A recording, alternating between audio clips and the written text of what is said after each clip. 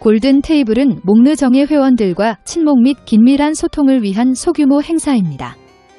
6명 정원으로 목르정예 텔레그램에 게릴라 형식으로 공지되며 조기 마감될 수 있습니다.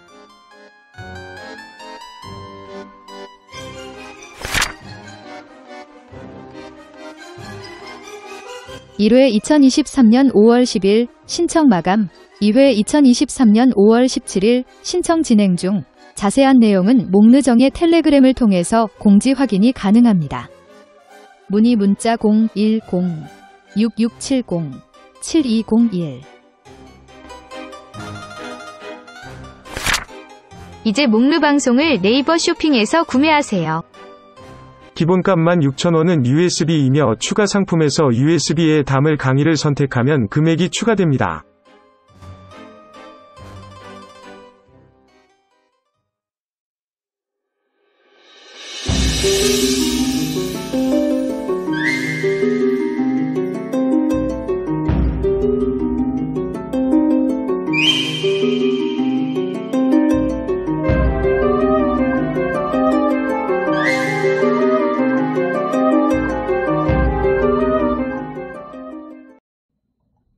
안녕하십니까, 김정민입니다. 안녕하십니까, 티르입니다. 네, 오늘 즐거운 토요일이 왔습니다. 네, 슬슬 여러 가지 지금 최근에 저희가 작업이 존나 많아가지고 좀 졸았습니다. 자, 일단 오늘 빨리빨리 오늘 2편 다 해야 돼요. 오늘 이거 끝나고 Q&A까지 있습니다. 그래서 오늘 꽤 시간이 걸릴 거예요. 그래서 미리미리 하니까 양해해 주시기 바라고. 오늘은 제8부 일본 제국의 멸망과 한국 정부의 수립에 대해서 이야기를 하겠습니다. 요즘 들어서는 안 가르쳐 주는 것 같아. 네. 우리나라에서 항상 얘기할 때 좌파 우파 얘기할 때 여러분, 좌파는 그냥 공산주의자입니다. 진보 이런 거 아니에요. 근데 자꾸 사람들이 이게 언어 전술 쓰면서 뭔가 진보하면 뭔가 좋아 보이잖아. 근데 사실은 좌파는 진보가 아니에요. 근데 이거 전 세계적으로 그렇게 쓰고 있죠. 언어 전술을. 그래가지고 하고 있는데 절대 진보 아니고 걔들은 그냥 공산주의자입니다. 공산주의자. 그래서 오늘 그 얘기를 하려고 합니다. 자, 먼저 광고부터. 저희가 이번에 물에 안 젖는 스티커를 만들었습니다. 자동차에 붙여도 돼요. 네, 그래서 저희도 이제 차에다 붙이고 다니려고 하는데, 네, 요렇게 가로 세로 8.8, 8.8 인피니티를 상징하는 무한, 네, 심볼을 사이즈로 정해서 했으니까 관심 있으신 분들은 많은 구매 부탁드리고요.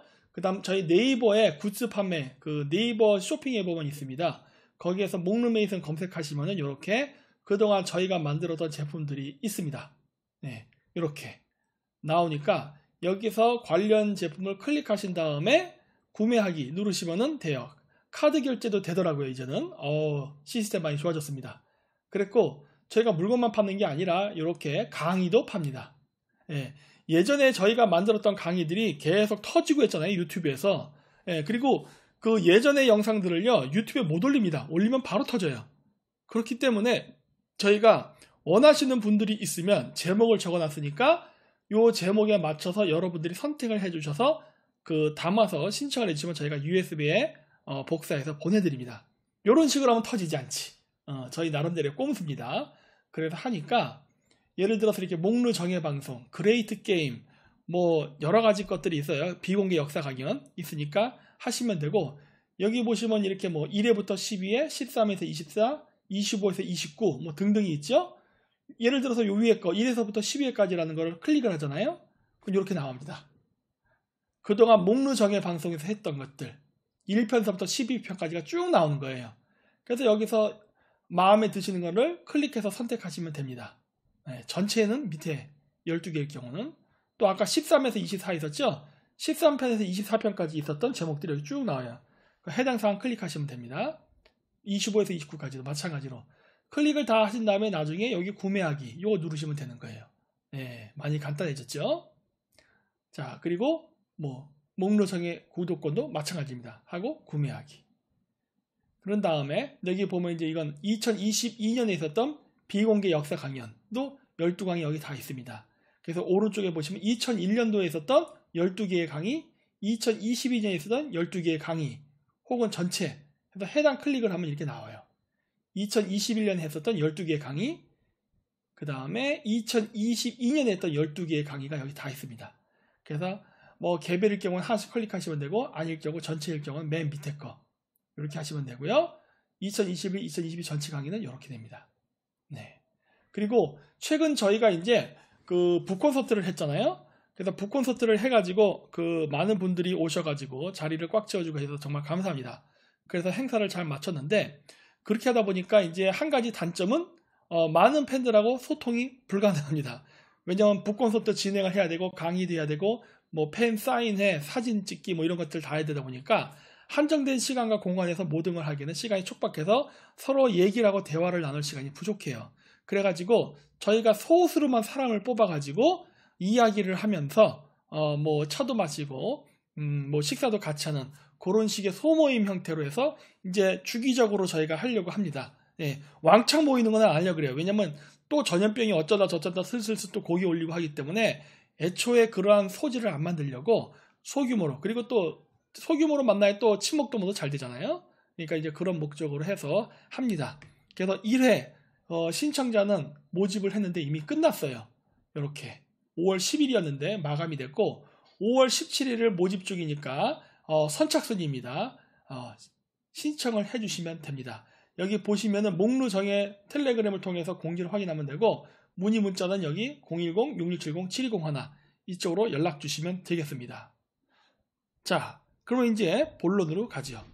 자, 쭉 제가 앞쪽서부터 우리나라가 어떻게 식민지가 되어 갔는가 이런 것들을 설명을 했었죠. 이제 맞춰가지고 이제 얘기하는 거는 일본이 전쟁에 패한 다음입니다. 어쨌든 일본은 전쟁에 패해가지고 이제 한국에서 이제 물러나게 되죠. 물러나게 되는데 일본이 망할 때 아주 다구리를 당하면서 망하죠. 원래 예전에도 제가 보여드렸지만 일본은 그 몰락 작전이라는 것을 통해 가지고 미국이 점령을 하려 했습니다. downfall, 말 그대로 몰락이죠. 여기 보시면은 써 있지만은 몰락 작전은 연합국이 일본 제국 내지를 침공하기 위한 작전명 암호였다. 작전의 암호명이었다. 그러니까 일본 내지라는 건 뭐야? 안쪽 땅. 이 계획은 히로시마와 나가사키의 원자폭탄 투하와 일본의 항복, 만주 전략공세 작전으로 인한 소련의 침공으로 중단되었다. 이 작전은 올림픽과 코로넷으로 나뉘었다. 1945년 8월에 시작하는 이 작전은 올림픽은 오키나와 전투 이후 일본 남부 큐슈섬 점령을 목표로 하였다. 뭐 등등등 이렇게 써 있어요. 지도도 나오죠? 그래서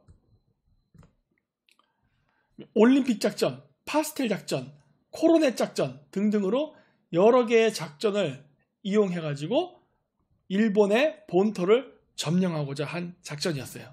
네. 그러니까 여러분 아시겠지만 핵폭탄을 제조한 거는요 극비였습니다. 그래서 미국의 트루먼 대통령도 몰랐어요. 그런 게 있는지 없는지조차 나중에 완성이 된 다음에 미국 이제 CIA 정보기관에서 공개를 하죠. 우리한테 이런 좋은 무기가 있다 이런 식으로. 그래서 핵무기가 없다는 전제 조건 하에 미국이 일본과 싸우면서 빨리 일본과의 전쟁을 조기 종료하기 위해서 마지막으로 다 때려 부으려고 한 겁니다. 왜냐면은 2차 세계대전은요, 여러분 지금도 그렇지만 그 세컨드 월드 워라고 이렇게 유튜브에 검색하잖아요. 그러면 나오는 거는 독일이에요. 서양인들 이 의식 속에 2차 세계대전은 독일입니다. 일본이 아니에요. 일본은 퍼시픽 워라고 따로 불러요. 우리 사람 한국인한테 2차 세계대전은 우리는 일본을 떠올리잖아요. 왜냐면 우리랑 직접 관련이 있었기 때문에. 그런 것처럼 해서 유럽인들은 2차 세계대전은 독일 나치예요. 그래서 어떤 문제가 있었냐? 독일이 먼저 항복하잖아요, 일본보다. 그래서 독일이 항복을 하다 보니까 어떤 문제가 생겼냐? 그 당시에 유럽에 파견됐던 미군들이 전쟁이 끝났기 때문에 이제 미국 본토로 귀환한다고 생각을 했어요. 그랬는데 2차 세계대전은 끝나지 않았습니다. 절반 끝난 거지. 그래서 어떻게 되느냐? 2차 세계대전에서 끝났을 때 그 미군 병력을 다시 배에다 탁탁 실어가지고 어디로 가느냐? 태평양으로 갑니다.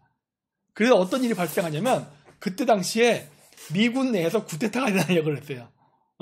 우리가 생각하는 그런 뭐 쿠데타는 아니고 사병들이 불복종을 하기 시작했단 말이야. 야, 아니 나 전쟁 끝났고 이제 좀 집에 좀 가서 쉬려고 하는데 아니 나를 왜 또 태평양으로 또 끌어들여? 이게 뭔 짓이야 이런 식으로.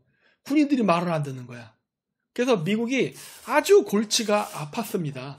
그리고 여러분 아시겠지만 이오지마 전투라든가 오키나와 전투 이런 거 그 태평양 전쟁에서 보세요. 미군이 정말 많이 죽었습니다. 그러니까 미국 병사들 입장에서는 야 이게 무슨 개고생이야 하는 거죠. 전쟁 끝나갖고 집에 좀 가가지고 이제 좀 쉬고 여러 가지로 이제 하려고 했는데 태평양 전쟁에 끌려갔단 말이야 또. 근데 태평양 전쟁에 끌려가서 그냥 뭐 대충대충 미국이 워낙 압도적인 화력을 갖고 있으니까 그냥 막 제압하면서 가면은 문제가 없어. 그게 아니라 진짜 태평양 전쟁에서 아주 무지막지하게 막 피 터지게 싸우면서 많은 미군들이 죽어버렸단 말이에요. 그러다 보니까 미국 입장에서는 굉장히 초조해졌습니다. 이 태평양 전쟁을 길게 끌면은 우리 미국은 이 전쟁을 승리로 이끌 수 없을지도 모른다. 왜? 군대가 말을 안 들으니까. 일본 제국을 무너뜨리는 건 문제가 아니야. 왜? 일본은 그 당시에 이제 다 이제 파김치가 됐어. 파김치가 돼서 승리하는 건 문제가 아닌데 문제는 군대가 안 움직이면 소용없는 거 아니에요. 그래서 미국은 굉장히 이제 초조해졌기 때문에 더구나 이오지마 전투라든가 오키나와 전투에서 일본의 그러한 격렬한 저항을 경험해서 미국의 그 미군 지휘부도 굉장히 질렸어요. 와, 이 무식한 새끼들. 와, 진짜 지독하네. 막 이럴 때거든. 조그만 섬 하나를 점령하는데 이렇게 힘들었다면 본토를 점령할 때는 얼마나 어려울까라는 걱정이 생겼던 겁니다. 그럼 과연 병사들이 제대로 전쟁을 할까?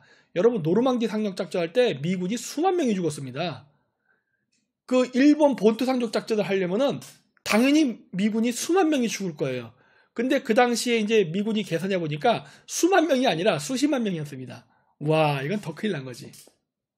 왜? 일본이 죽기 살기로 자살 공격까지 해야 되니까 미국의 피해가 엄청나게 예상이 되는 거예요.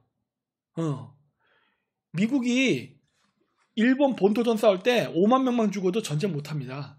왜? 이미 미국 사람들 머릿속엔 심리적으로 전쟁은 끝났다예요. 그렇기 때문에 더 이상 사람들이 일본에서 하는 전쟁을 원치 않았거든. 그래서 미국은 어떻게 하면 미군들이 그래도 상륙작전도 하고 전쟁도 지속할 수 있을까를 생각한 끝에 나온 아이디어가 독일을 멸망시키기 위해서 무기 많이 만들었잖아요. 뭐 폭격하고 할 때. 그 무기도 싹 끌어오고 또 추가로 무기 만들고 해서 그냥 일본 본토를 쑥대밭으로 폭탄을 마구마구 뿌린다예요. 그래서 일본을 완전히 쑥대밭을 만들고 그리고서 상륙한다면 안전할 것이다. 이런 식으로 계획을 세웁니다. 그게 바로 다운폴, 몰락작전이에요. 핵무기가 있다는 건 모를 때 만든 거기 때문에 그렇게 해서 계획을 세웠는데 그래도 미군이 상륙할 때에는 거의 뭐 8만 명에서 9만 명이 죽는 걸로 나왔습니다. 그래도 그러니까 노르망디 상륙작전보다 많이 죽을 가능성이 높은 거야. 왜? 미군이 상륙할 수 있는 지역은 딱 정해져 있었어요. 노르망디 상륙작전 같은 경우는 옵션이 있었습니다. 뭐 깔레라던가 아니면은 뭐 노르망디라던가 이런 식으로. 그래서 막 가짜 정보 막 퍼뜨리고 해서 독일군을 이쪽으로 이동시키고 저쪽으로 이동시키고 해서 분산시켜가지고 상륙해서 그나마 상륙작전이 성공한 거야. 그것도 수만 명 죽으면서. 수만 명 죽으면서 성공한 건데 일본 같은 경우는요. 상륙 지점이 탁 정해져 있어요. 거기 하고 정해져 있단 말이야. 그러다 보니까 어떻게 돼요? 어차피 그 지점을 상륙하기 위해서 양쪽이 총공격, 총방어를 할 수밖에 없었어요. 그 큐슈 지방이에요. 거기밖에 안 돼. 그러다 보니까 양쪽 다 어디에 상륙할지 너무나 뚜렷하게 하니까 여러분 일본 지도 봐보세요. 노르망디는 상대가 안 됩니다. 왜? 여러분 노르망디나 그 프랑스 깔레 지역은요. 뭐예요? 영국 해협이 사이에 있잖아. 섬이 이렇게 해서 영국 해협. 대륙과 대륙이 맞받는 그쪽에. 그러니까 수심이 그렇게 깊지 않아. 근데 여러분 일본은 어때요? 일본이 태평양 쪽을 바라보고 있는데 거기 어마어마하게 깊습니다. 막 1000몇 미터 이렇게 어마어마 깊숙한 바다잖아. 그러다 보니까 상륙을 할 수 있는 데가 탁 정해져 있는 거야. 그러니까 한반도에서 일본을 바라보는 쪽 바다가 아니에요. 태평양에서 일본으로 들어가는 바다입니다. 수심이 넘사벽이야, 넘사벽. 그래가지고 이것 때문에 최대한 피해를 줄이기 위해서 미국이 엄청난 무기를 만들죠. 그래서 이게 바로 그 작전입니다. 다운폴. 실질적으로 미군이 만들었던 작전 계획서예요. 이렇게. 하와이에서 가는 방법, 이오지마에서 가는 방법, 오키나와에서 가는 방법, 필리핀에서 가는 방법 등 4가지 옵션을 가지고서 계획을 세웁니다. 자, 이렇게 좀 더 깨끗한 걸로 보죠. 자, 보세요. 하와이에서 오려면은 6,092km고 이오지마에서 상륙작전을 펼치면 1,116km입니다. 오키나와는 616이에요. 아, 무리야. 무리됐으네. 이렇게 먼 거리를 병사를 상륙함에 태워가지고 상륙한다. 이거는 무리예요. 왜 무리냐? 그 당시 일본군이 조직했던 가미카제 부대 때문에 그렇습니다. 가미카제만 있었던 게 아니라 그 잠수함 가미카제도 있었죠? 1인 폭탄 싣고 잠수함을 공격하는 거. 그러니까 그 당시에 일본의 대본영, 일본의 참모들도 알고 있었어요. 미국 군인들이 동요하고 있다는 거를. 이미 히틀러가 죽었기 때문에 미군은 더 이상 싸울 의지가 없다. 그러나 2차 세계대전을 완전히 종식시키기 위해서 미국 정부 입장에서는 일본도 항복을 받아내야 되는 정치적인 입장에 있었어요. 국민은 원하지 않는데 미국 정부는 해야만 하는 아주 어려운 상황에 있었어. 따라서 일본 정부에서 생각했던 거는 미군이 상륙하는 것은 막지 못할 수도 있다. 실패할 수도 있다예요. 하지만 미군에게 막대한 타격을 입힌다면 미국 자체 내에서 여론이 안 좋게 움직여가지고 결국 일본과의 전쟁을 포기하고 평화협정을 맺을 것이다. 라는 희망을 갖고 싸운 겁니다. 핵폭탄만 없었으면은 그건 성공했어요. 핵폭탄만 없었으면 일본의 이러한 작전은 성공했을 겁니다. 그래서 얘네들이 어떻게 하려고 그랬느냐? 여러분 상륙함 있잖아요. 상륙함. 그 라이언 일병과에 보면 이렇게 미군들 타고 상륙함. 여러분 전쟁할 때 이게 남의 지역을 점령하는 거기 때문에 상륙할 때 군인들이 다 완전무장으로 다 장비를 갖고 갑니다. 예. 상륙해서 거기서 먹고 살아야 되니까 병창 보급 이런 거 안 되잖아요. 초창기에는. 그러니까 어떻게 한 거예요? 상륙함을 공격하면 돼. 여러분 미국의 전투함은요 공격하기가 어렵습니다. 왜냐면 엄청나게 기관총을 쏴내고 방어를 하기 때문에 전투함을 공격한다는 것은 쉽지가 않아. 실질적으로 카미카제가 처음 카미카제 공격을 했을 때만 효과를 발휘하고 나중에는 카미카제 공격이 효과를 발휘하지 못합니다. 왜? 이제 미국이 알아버렸거든. 그래서 미국이 효과적으로 방어를 해갖고 그 이후부터 카미카제를 이용해갖고 미국 전투함에 타격을 별로 주지 못합니다. 그러나 상륙함은 얘기가 달라요. 왜? 상륙함은 그러니까 총을 쏠 수가 없어. 완전히 그냥 저항할 수 없는 상태에서 바다를 건너서 상륙하는 거예요. 따라서 이 상륙함을 공격하면 되는 거야. 왜? 상륙함에는 육군이 잔뜩 타 있습니다. 이 상륙함 한 척만 부숴도 거기서 막 50명, 60명씩 물에 빠져 죽는다고. 왜? 무장을 하고 있잖아. 군화 신었지, 뭐 신었지, 철모 신었지. 여러분 바닷물에 빠지는 순간 다 죽는 거예요. 나오려면 옷 다 벗어야 돼. 근데 여러분 수십 명이 한 번에 동시에 바다에 빠져보세요. 거기서 이 옷 벗고 나갈 수가 있어? 꼬르륵 다 가라앉지. 그리고 아까 얘기했죠? 여기 보여드릴게요. 자, 여기 보세요. 여기란 말이야. 어마어마하게 깊어요. 깊어. 깊다고. 여기 보면 이렇게 이렇게 쭈글쭈글하게 이렇게 있죠? 이거 섬이랑 암초들이 있는 겁니다. 여러분 섬이랑 암초가 바다에 많으면 어떻게 되죠? 물길이 불규칙하게 움직입니다. 그쵸? 쉽지 않아. 다 빠져 죽는 거야. 그래서 어쨌든 많은 숫자를 죽이는 게 목표였어요. 네. 공중에서 자폭, 바닷속에서 공격. 이거를 미국이 어떻게 막아내? 그러니까 미국이 엄청나게 많이 죽을 거라는 걸, 수십만 명이 죽을 거라는 걸 예상을 한 거야. 야, 이게 길게 되면 우리 진짜 몇 명이 죽을지 모른다. 적게는 10만 명, 많게는 70만 명까지도 죽을 수 있다. 상륙작전 할 때. 이 세상에 그렇게 이렇게 해서 만약에 큐슈를 점령했다, 상륙에 성공했다 하더라도 미군은 철수해야 됩니다. 왜? 미국 여론이 엄청 들끓 거기 때문에. 왜 우리 젊은이들을 우리가 알지 못하는 동양에 보내가지고 개죽을 만드냐. 히틀러도 다 죽었는데 없던 일로 하자. 이럴 가능성이 있거든요. 그래서 미국이 어마어마하게 폭탄을 많이 준비했습니다. 그랬고 보세요. 거리가 너무 멀어. 여러분 600km에서 수송선을 타고 큐슈까지 가는데 얼마나 걸릴까? 이거 얼마나 걸릴까요? 저 잘 모릅니다. 근데 여러분 저기 하여튼 우리 인천에서 세월호 타고 이렇게 옛날 때 간다고 얘기할 때 약 하루 걸렸잖아요. 오키나와에서 큐슈까지 가는데 뭐 하루까지는 안 걸려도 적어도 한 15시간은 걸리지 않을까? 여러분 배를 15시간 타면 어떻게 될까요? 으악! 병사들이 상륙하기 전에 다 초죽음이 돼요. 이런 상태에서 공격당하는 거야. 쉽지 않죠. 그러니까 미국도 굉장히 고민이 많았어요. 왜? 거리가 너무 짧아. 앞에서 얘기했지만 미국이 이 다운폴 작전을 하지 않았던 이유가 뭐냐면 여러 핵폭탄도 있었지만 또 뭐가 있었어요?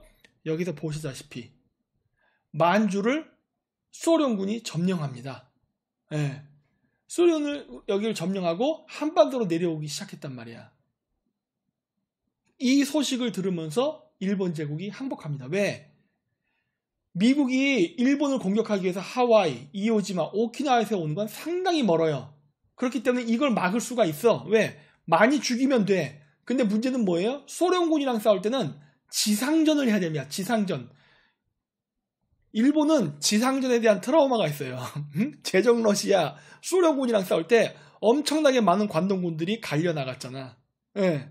그렇기 때문에 지상전을 싸우게 되면은 일본도 상당한 타격을 받아요. 저 마지막 다운폴 작전 때 일본이 방어했던 방어 군대는 주로 예비군하고 민간인 위주로 했습니다. 왜? 민간인 위주라도 어느 정도 방어가 가능하다 생각했어요. 왜? 이거는 전쟁의 승리의 목적이 아니라 상대방을 타격을 주게 한 목적이었기 때문에. 하지만 소련군이 내륙으로 해서 육지로 들어오는 전쟁은 이거는 지상전입니다. 정규군 간에. 힘들어요. 더구나 일본 같은 경우는 저 미국의 상륙작전을 막기 위해서 최후의 항전을 하기 위해서 관동군까지 끌어들입니다. 그러니까 만주에 관동군이 많이 없었어요. 그랬는데 그 상호 불가침 조약 이런 걸 소련하고 맺고 했었잖아요. 그랬기 때문에 일본은 소련하고 빨리 상호 불가침 조약을 맺으려고 했어요. 근데 스탈린이 조약을 안 맺고 차일피일 미루면서 조용히 소련군을 만주로 보냅니다. 그래서 소련군이 만주로 침략하기 시작하자 일본이 항복한 거예요. 왜 항복했느냐? 보세요. 어차피 무주공산입니다. 만주 그냥 뚫리고 조선 그냥 뚫려요. 왜? 일본군이 이제 별로 없어요. 다 최후의 항전을 위해서 큐슈에 몰렸기 때문에. 그래서 한반도가 점령되고 나면 어떻게 돼요? 한반도 부산에서 대마도, 대마도에서 후쿠오카까지 금방 옵니다. 이거는 힘들지가 않아. 너무 쉬워요. 그러니까 일본 입장에서 이 큐슈 남쪽으로 해서 오는 미군의 상륙작전을 막는 거는 용이하지만 이 부산과 대마도에서 상륙하는 거는 너무나 막기가 힘든 거예요. 왜? 가깝기 때문에 여기 부산이나 이런 데서 비행장을 건설하고 이 미군들이 상륙할 적인 이 후쿠오카 일대를 아주 쑥대밭으로 벌집 공격을 해버리게 되면은 여기가 방어하기가 쉽지 않거든. 그리고 상륙거리가 짧아요. 상륙거리가 짧으면은 자기네들이 예상했던 것만큼 많은 숫자를 죽일 수 없게 돼. 그리고 소련군이 상륙해버린 거야. 그러면 일본을 망합니다. 그래서 일본이 손을 든 거예요. 근데 여기서 또 딜레마가 온 거죠. 뭐다? 일본의 입장에서는 소련군이 만주로 해서 이미 침략을 해버리니까 야 희망이 없다라고 해서 더 이상 전쟁을 수행할 수 없다는 절망감에 빠졌는데 문제는 뭐다? 미국도 급해지기 시작한 거예요. 미국도. 왜? 우리가 일본을 점령하려면 어마어마한 피해가 있고 시간이 많이 걸리고 이 큐슈를 상륙하는데도 엄청난 시간이 걸리는 작전을 해야 되는데 소련군은 이 만주가 거의 관동군이 사라지고 총알도 없고 하기 때문에 그냥 무혈 입성을 할 수 있단 말이야. 무혈 입성에서 조선까지 그냥 여기 지도를 보시면 쭉 내려오는 거야. 쭉. 미국은 큐슈 상륙할 때 뭐 몇십만 명 죽고 뭐 막 하고 막 치열하게 싸우면서 동경까지 가야 돼. 그래야 일본의 항복을 받아내는데 소련군은 그냥 쓱 들어온다고. 쓱 들어와. 그러면 어떤 문제가 생겨요? 이미 패전 말기에 공산진영과 자유진영이 냉전에 시작됐단 말이에요. 이미 시작돼요. 독일 멸망 직전, 일본 멸망 직전에. 따라서 더 이상 소련은 연합국이 아닌 경쟁자였단 말이야. 그러니까 미국이 힘들게 일본 열도를 점령할 동안 소련은 힘 하나 들이지 않고 이 광활한 만주와 한반도를 날로 먹게 되는 거야. 이러니 미국 입장에서 얼마나 초조했겠어요. 바로 일본 제국이 이 약점을 노립니다. 일본 놈들은 굉장히 똑똑해요. 그래서 어차피 지는 전쟁이고 지는 입장에 있었지만 일본이 미국한테 딜을 걸죠. 야, 내가 여기서 결사항전을 하게 되면은 물론 너희가 이긴다. 이기는데 너희들 이기고 우리 큐슈 반도를 점령해도 나머지 시코쿠, 혼슈, 홋카이도에서 우리가 죽을 때까지 싸운다는 식으로 붙잡고 너희들 바지가랑이 자꾸 늘어지면은 너희 선거에서 못 이겨, 미국에서. 그리고 미국 내에서 반전 여론이 일어날 것이다. 또 한 가지 뭐가 있느냐? 너희가 일본 열도에서 이렇게 벌벌거릴 동안에 러시아는 공짜로 만주와 한반도를 잡아먹을 것이다. 그러면 너희는 전투력을, 일본 제국을 무너뜨리겠다고 온 전투력을 집중해서 피 터지면서 어쨌든 일본 제국을 이겼다 쳐. 근데 문제는 뭐야? 소련은 무혈 입성했어. 한반도까지. 그러면 어떻게 돼요? 소련군은 군대를 그냥 유지한 상태로 만주와 한반도를 점령하고 미군은 피투성이까지 해서 일본 열도를 점령을 해. 이랬을 때 만약에 소련군이 일본 열도를 침략한다면, 왜? 일본 제국이 망한 다음부터는 냉전의 시대가 되니까, 자유진영과 공산진영의 싸움이 되니까, 공산주의자들이 일본 열도를 쳐들어오게 되면 어떻게 될까? 이미 너희가 우리 일본 제국을 전면을 씌웠기 때문에 소련군들은 대마도, 큐슈, 혼슈 이런 데를 그냥 무혈 입성할 것이다. 그럼 미군은 일본 제국이랑 싸우느라 피 터졌잖아. 어마어마하게 죽었잖아. 그 상태에서 소련군하고 다시 전쟁하려면 미국 내에서 여론이 그걸 지지해 줄까? 그러면 너희는 일본 열도도 소련군한테 뺏기게 된다. 어떻게 할래? 우리 좋게 휴전할래? 아니면은 끝까지 갈까? 미국도 머리가 터지기 시작하는 거죠. 야, 큰일 났다. 왜? 일본에서 협상하는 조건은 맞거든. 사실 이거 일본을 점령한다는 게 자기들에게 득이 될 게 하나도 없어요. 이거 자칫 잘못하면 일본 열도도 소련한테 뺏길 상황이야. 그러니까 미국은 야, 이거 어떻게 해야 되냐? 그렇다고 여기서 전쟁을 일본하고 그냥 좋게 끝난다는 것도 말이 안 된다예요. 왜? 그렇게 되면은 미국이 체면이 안 쓰는 거야. 미국이 쪽팔리게 메가더 장군도 일본한테 전쟁에 지는 바람에 원래 필리핀 총독이었는데 필리핀에 쫓겨서 호주까지 도망가고 막 그랬잖아요. 응? 이랬었던 치욕을 맛봤는데 진주만도 선빵당하고 일본과 제대로 된 싸움 한 번 안 해보고 일본 본토 상륙 작전 한 번도 안 해보고 겹가지 지역, 변방 지역에서 태평양 섬을 놓고 싸우는 요 전쟁만 하고서 일본 제국과 평화 협상을 맺는다? 이건 미국 입장에서도 자존심이 허락을 하네. 그러면서 굉장히 미국도 갈등이 많았어요. 현실적 외교를 한다면 협상을 해야 되지만 여러 가지 정치적이나 어떤 국민 정서로 봤을 때 그것도 또 안 될 것 같아. 우리가 저런 조그만 동양인과 이렇게 굴욕적인 평화 협정을 맺는다. 이것도 안 될 것 같아. 어떻게 하고 있는데 그때 이제 핵폭탄이 나온 거예요.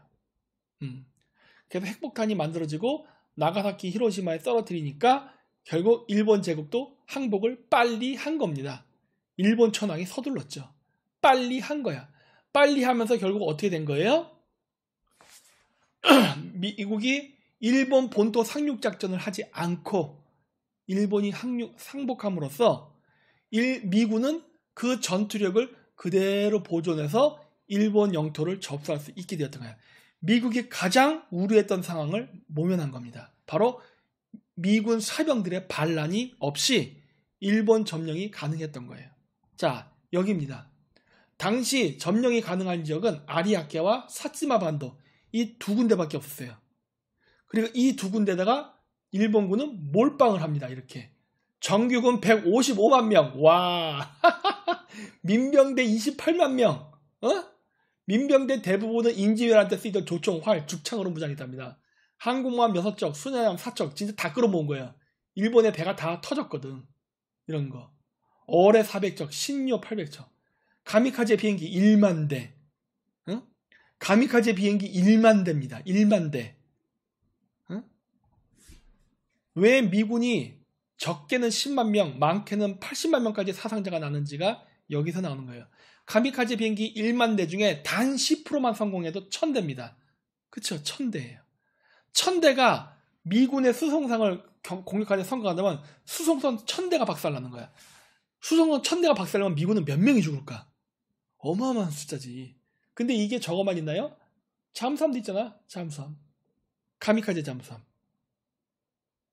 이랬기 때문에 미국이 고민을 안 할 수가 없었던 거예요. 그리고 핵폭탄 빵 터지니까 어떻게 된 겁니까? 항복.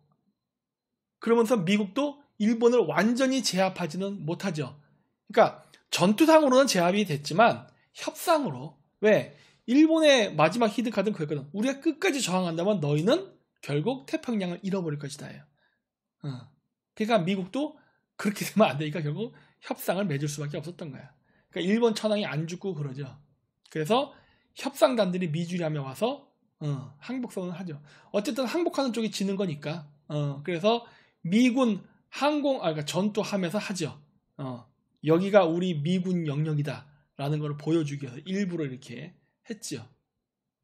요 사람 좀 나중에 나올 텐데 그 시게마츠 마모루라 그래서 뭐 신격고 회장의 장인이었다 뭐 이런 설도 있고 한데 모르겠어요. 그래서 어쨌든 점령한 다음 메가더가 GHQ 식민정부를 세우면서 뭘 했느냐? 일본을 복수, 일본을 개조, 일본을 부활시킨다예요. 복수란 건 뭐야? 뒤지게 팬다 소리죠. 패고 일본을 미국의 입맛에 개조하고 일본을 다시 살려놓겠다. 그러니까 일본을 친미국가로 만들어서 다시 살리겠다가 크게 세 원칙이었어요. 그러면서 일본의 무장해제, 군국주의자들 제거, 공업세선역 파기하고 중심 세력 해체, 일본 제국의 그 중심 세력들 있잖아요. 이런 사람들 해체, 민주화 이런 거 한다고 했는데 중심 세력 해체는 되지 않았습니다. 되지 않았어요. 공업센 상향도 파괴되지 않았어요. 네. 군국주의 제거는 일부는 하고 일부는 안 됐습니다. 왜냐? 6.25 전쟁 때문에. 그리고 보조정책으로 3S. 우리가 알기에는 3S 정책 있죠? 스포츠, 섹스, 스크린. 이게 이미 2차 세계대전 끝난 다음에 미국이 일본한테 썼던 겁니다. 그래서 여러분 맨날 일본 그 텔레비나 이런 거 보면은 우리 일본 하면 옛날 때 뭐 생각했어요? 야동. 성진국이라 그러죠. 성진국. 왜 그래요? 스크린. 일본 사람들이 다시 2차 세계대전 때 일본 제국처럼 강력한 국가를 만들지 못하게 하기 위해서 일본 국민들의 모든 관심을 스포츠, 섹스, 스크린 이쪽으로 돌리게 만듭니다. 그리고 그게 성공했죠. 왜? 오늘날 일본의 젊은이들이 무슨 야마토 타마시, 뭐 나데시코, 뭐 사무라이 이런 거 뭐 없잖아요. 이런 거. 다 사라졌잖아요.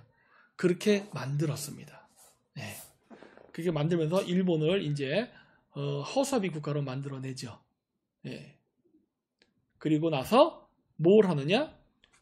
언론 출판법이라는 것을 만듭니다. 신문이라든가 방송 같은 것들도 다 만들어서 어떤 식으로 하느냐? 이렇게 보면은 뭐 보도는 엄격히 진실의 근거에 보도할 것, 직접 또는 간접적으로 경찰을 위해 할 것 같은 내용은 게재하지 말 것, 연합국에 관한 거짓 또는 파괴적 비판을 하지 말 것. 거짓을 말하지 말라는 이해하겠는데 파괴적 비판을 하지 말 것은 왜 넣었을까요? 연합국 진주군에 관해 파괴적 비판을 하거나 군에 대한 불신 또는 폭동을 초래할 수 있는 기사는 절대 쓰지 말 것. 여러분 일본이 패전을 하고 난 다음에 많은 수모를 당합니다. 여러분 일본에서 60년대 70년대 만들어진 일본 영화들 보면 어떤 것들 나오냐면은 일본이 패전을 한 다음에 미군이 상륙하잖아요. 그리고 나서 진짜 미군들이 길거리에 일본 여자들을 막 강간했답니다. 네. 안 나오죠. 역사로 드러나지 않죠. 하지만 그 당시에 그랬답니다. 그래서 그 옛날 60, 70년대에 만들었던 일본 영화를 보면 그런 거를 배경으로 한 영화들이 많아요. 어떤 평범한 일본 가정주부나 일본 여자들이 길거리를 가다가 갑자기 미군한테 납치돼서 강간당해가지고 그거를 복수하기 위해서 막 그런 영화들이 있어요. 저도 그래도 봤어요. 그런 일들이 굉장히 많았답니다. 그래서 일본 내에서 일본 여자를 지키기 위해서 자경단을 만들고 했대요. 그러니까 그 마을 사람들이 자경단을 만들어서 그 미군들이 분여자 겁탈을 하지 못하게. 그러나 우리는 이런 걸 안 배웁니다. 미국이 무지막지하게 일본에게 복수한 거예요. 여러분, 소련군도 그랬잖아요. 소련군도 나치한테 전쟁에서 당한 것에 대한 복수를 하기 위해서 일주일 동안 베를린을 점령하고 뭐 했습니까? 독일 여자들 강간하고 다녔습니다. 그 제가 보여드렸던 그 독일의 대통령 하인리 리프케 독일 대통령, 그 하인리 리프케 대통령 부인도 그 당시에 나치 독일에 패전했을 때 소련군들한테 강간당했습니다. 대통령 부인, 물론 나중에 대통령 부인이 되죠. 나중에. 그럴 정도로 일본은 무지막지하게 미국한테 당했어요. 근데 그런 거 보도하지 말 것. 이게 메가더의 지침이었습니다. 절대 엄격히 진실의 근거에 보도하되 연합국을 파괴적으로 비판하지 말 것. 이런 거예요. 그러니까 여기서 엄격히 진실을 보도하는 건 뭐예요? 일본 제국이 잘못했던 거를 진실을 여과 없이 보도할 것이에요. 하지만 주둔군인 우리 미군이 저지른 문제는 말하지 마요. 말하면 재미없어. 이렇게 나간 거예요. 네. 자, 그랬고 뭐 연합국 군대의 동향에 대해서 공식적인 발표가 아니면 하지 말고, 이거는 소련 때문에 한 겁니다. 네. 뭐 보도기사는 사실에 근거했고 기자는 자신의 의견을 첨가하지 말 것. 즉 뭐예요? 미 군정이 말하는 대로 받았을 것. 뭐 이렇게 한 거예요. 이래서 언론 보도 통제를 합니다. 그리고 이 언론 보도 통제를, 즉 미국이 말하는 대로 잘 쓰게끔 어떻게 하냐? 바로 친미파 사람들을 육성해가지고 언론 이런데, 신문, 방송 이런 데다가 집어넣습니다. 그 중에 많은 사람들이 그래서 제일동포도 언론 이쪽에 많이 들어가게 된 거예요. 이때 당시. 그랬고 1945년 9월 29일 신문과 언론의 자유에 관한 신조치를 발령하면서 연합국에 부적합한 기사는 전부 봉인할 것 등을 집어넣습니다. 네. 그래서 조선인에 대한 비판, 중국인에 대한 비판 이런 것도 못하게 해요. 뭐 영국에 대한 비판, 러시아에 대한 비판 뭐 이런 것도 마찬가지고 다. 그리고 전쟁 찬성에 대한 선전, 그다음 신의 나라 일본 선전 이런 거 못하게 합니다. 민족주의 말하지 못한다. 대동아공영권 말하지 말아라. 전쟁 범죄자에 대한 정당성 옹호성 하지 마라. 점령군 병사와 여기 나오네. 점령군 병사와 일본 여성 간의 문제. 여기 나왔네. 여기만 안 해요. 여기. 점령군 병사와 일본 여성 간의 문제가 무슨 문제가 있었길래 보도하지 말라는 거야? 무진장 많이 있었습니다. 무진장 많이 있었어요. 보도하지 말 것. 그래서 실질적으로 보도 못했습니다.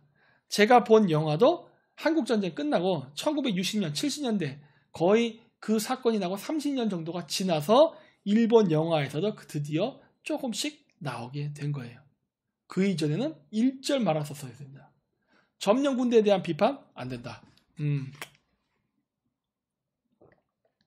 이런 것들을 한 겁니다. 자, 일본이 이렇게 완전히 패퇴돼서 저렇게 메가더가 점령한 다음에 메가더가 모든 실권을 가지고서 이렇게 일본을 쥐락펴락합니다. 제가 그건 다른 방송 이제 나중에 곧 나올 것들이 있는데 미리 만들어 놓은 것들 거기도 보면 나오지만은 저 당시에 메가더 장군은 일본의 진주에서 입법, 사법, 행정을 혼자 다 했습니다. 입법, 사법, 행정을 혼자 다 했어요.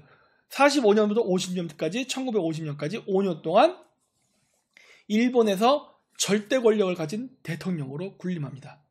그러면서 그 기간 동안에 미군들이 일본 여자를 강간해도 절대 보도가 안 나갔어요. 즉 뭐다? 처벌받지 않는다. 처벌받지 않으면 군인들은 어떻게 될까요? 더 난리를 치겠죠. 그렇죠? 그래서 어떤 일까지 그 당시에 일본 정부는 생각했냐면 위안소를 만들려고 했습니다. 위안소. 위안소. 우리 위안부 문제 알잖아요. 그런 것처럼. 왜? 너무 심하니까. 야, 우리 위안소를 만들어서 미군을 거기서만 하게끔 하면 어떨까? 이런 것까지 계획을 세웠다고 합니다. 그 정도로 미군들이 난리도 아니었던 거예요. 자, 그랬습니다. 네.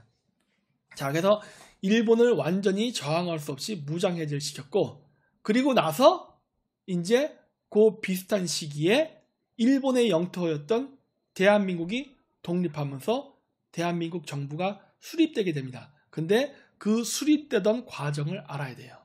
자, 우리나라에는 상해 임시정부가 있었습니다. 그쵸? 그 상해 임시정부가 일제시대 때도 계속 있었는데 그 상해 임시정부가 우리나라가 해방이 된 다음에 들어오는데 어떻게 들어오냐? 상해 임시정부를 미국이 인정해주지 않습니다. 그리고 거기서 일했던 사람들을 개인 자격으로 귀국하게 해요. 자, 이거는 이제 그 김구에 대한 이야기가 쭉 나오는 건데 여기에 보면 이런 내용이 나오죠. 김구도 문제가 좀 있는 사람인 것 같습니다. 자, 보세요. 황해도 해죽은 백운방 턱골에서 안동김씨래. 안동김씨 자손이랍니다. 신라 경순왕 후예로 하면서 굉장히 자기가 잘 나간 완족주만이었다라는 그러한 자부심을 가졌답니다. 근데 여기 보시면 알겠지만 1893년 1월 초 그는 포동에 동학교도 오흥선을 찾아가 동항에 입도하였답니다. 여러분, 그 젊은 시절에 김구가 동학교도였대요. 나 이거는 처음 알았어. 근데 여러분, 동학하면 생각나는 인물 있지 않습니까? 안중근. 여러분, 안중근도 고향이 황해도입니다. 김구도 황해도, 안중근도 황해도. 안중근 집안은 동학을 때려잡은 집안. 김구는 동학과 함께했던 집안이에요. 그쵸?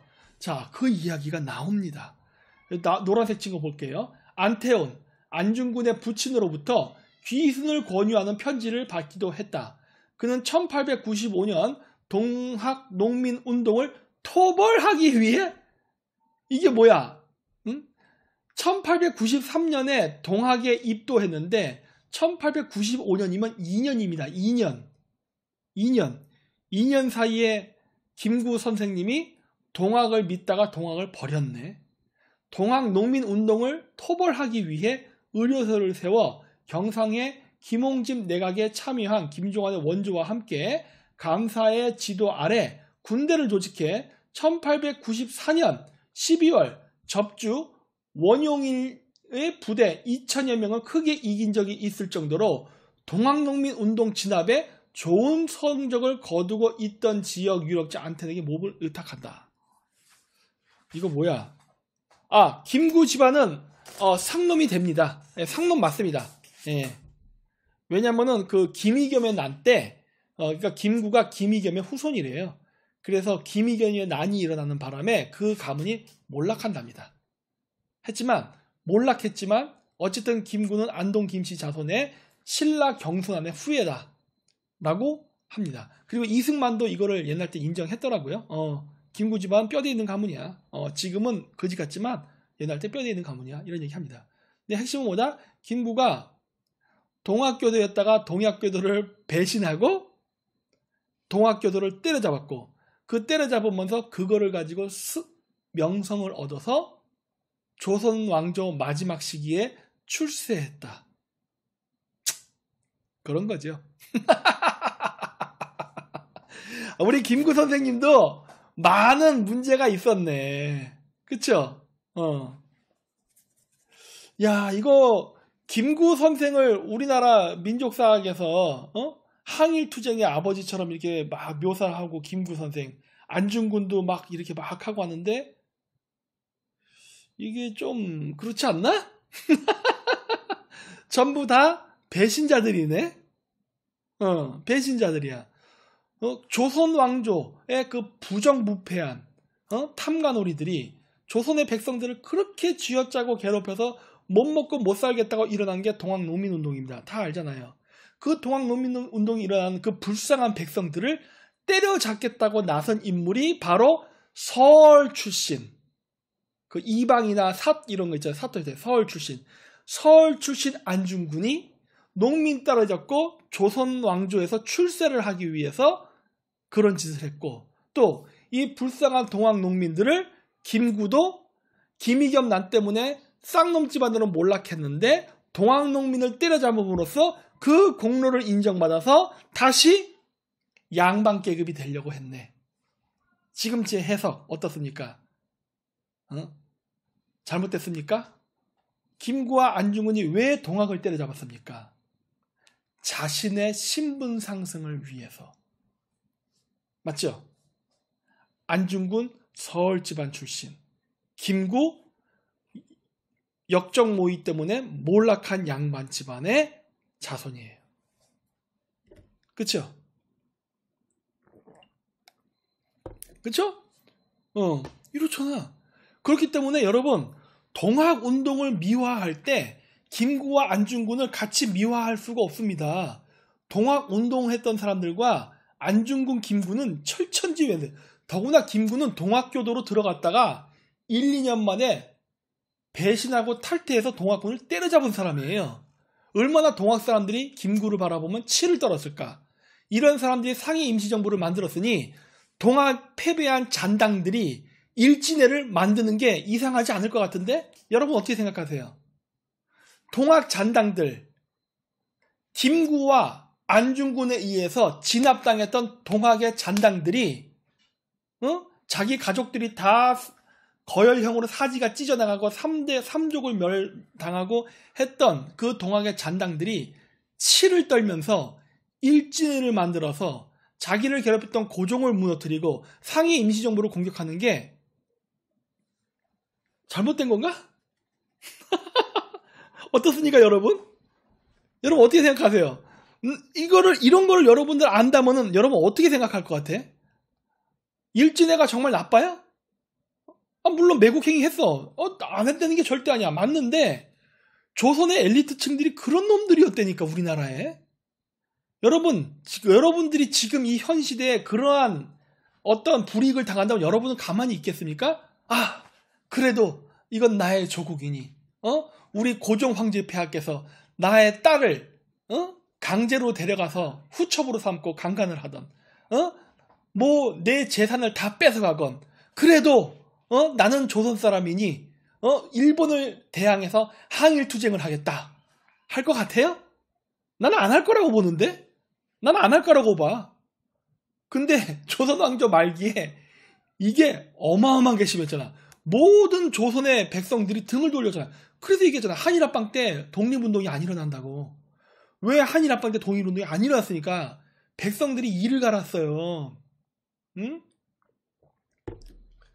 그래서 얘기했잖아. 우리나라가 쪽팔리게 일본인들에 의해서 노예 해왕이 되었고 일본인들에 의해서 근대화가 됐고 일본인들에서 다 됐다. 이건 정말 수치스러운 우리의 역사다. 그랬고 그 매간매직하고 그 권력의 꿀물을 빨았던 세력들이 일본 제국에 의해서 밀려나자 한 게 뭐다? 항일투쟁. 우리가 소위 얘기하는 독립운동. 어떻게 생각하십니까? 제가 말한 이 역사적 관점의 해석이 문제가 있다 생각하세요? 지금 이게 친일사관입니까? 생각해보라는 거예요. 빨갱이들 잘 생각해봐. 내 방송을 보는 빨갱이들, 너희들 민중사관 갖고 있죠. 민중사관 관점에서 한번 봐보라고.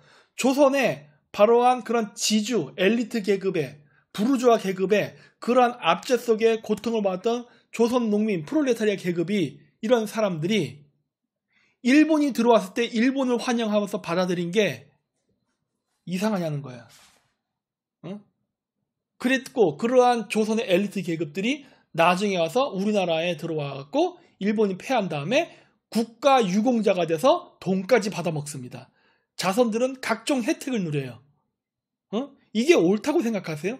난 이거 매우 부당하다 생각하는데, 애초에 조선이 왜 망했어? 그러니까 최근에 그런 거 있었잖아요. 우리나라에서 이번에 민주당이랑 국민의당 청문할 때 우리가 일본의 식민지가 당한 거는 우리가 약했기 때문이다. 맞잖아. 우리가 약했기 때문에 망한 거 맞잖아. 근데 민주당 측에서 발끈을 했었죠. 왜? 그런 논리로 가면 지금 민주당을 구성한 사람들에게 원죄론이 씌워지거든. 조선이 고종 임금서부터 해서 민비, 세도가들이 매간매직하고 부정부패하고 온 짓을 다 했기 때문에 나라가 약해져 버렸어. 그래서 외세의 식민지를 당해버렸단 말이야. 이러다 보니까 어떻게 돼요? 지금 민주당을 구성했던 그 한민당의 그 자손들이 발끈할 수밖에 없지. 왜? 그게 자기 죄가 되니까. 그러니까 뭐라 그래요? 일본 제국이 침략주의적이고 나쁜 새끼들이었다. 이렇게 얘기하고 싶은 거 아니야. 원래 일본 놈들은 나쁜 놈이고 원래 그런 사람 갖고 있는 놈들이야. 응? 말도 안 되는 거지. 응? 그러니까 걔들이 발광을 하는 겁니다. 그리고 그렇게 되면 어떤 문제가 생긴다? 아까도 얘기했지만 우리나라의 국가 유공자들은 다시 살펴봐야 돼요. 다시 살펴봐야 돼. 정말 우리가 교과서에서 배운 것처럼 위대한 인물이냐? 그건 나 잘 모르겠다예요. 보여지는 자료만 갖고는 모르겠다. 아닌 것 같은 데라는 생각이 더 들어. 응? 아닌 것 같다는 생각이. 자, 그리고 이제 상해 임시정부의 대통령이 됐습니다. 그리고 이제 해방이 됐어요. 해방이 됐는데 이제 어떻게 되냐? 미 군정은 정부 자격의 귀국을 반대하고 존 하지 미군 정청은 개인 자격의 황국을 주장하였다. 자, 근데 이제 보세요. 이제 전쟁 끝난 다음에 이제 들어오는데 김구랑 국민당의 성별식에도 초대되고 중국 공산당의 선별연에도 참석했다. 내가 얘기했죠. 상해 임시정부의 문제가 중국 공산당과 연결이라고. 연결돼 있었어요. 그랬고 민족혁명단계 김원봉의 양보로 김구가 먼저 들어왔다고 합니다. 들어왔는데 귀국할 때 어떻게 하느냐. 중국 장개석 국민당의 사무장 우티에 청에게 명하여, 그러니까 장개석이가 미화 20만 달러를 김구에게 줬답니다. 네. 김구가 전쟁이 끝나고 난 다음에 이제 전쟁 끝났으니까 이제 승전한 거 아니에요. 그래서 축하 이제 연회를 막 하고 하는데 그때 이제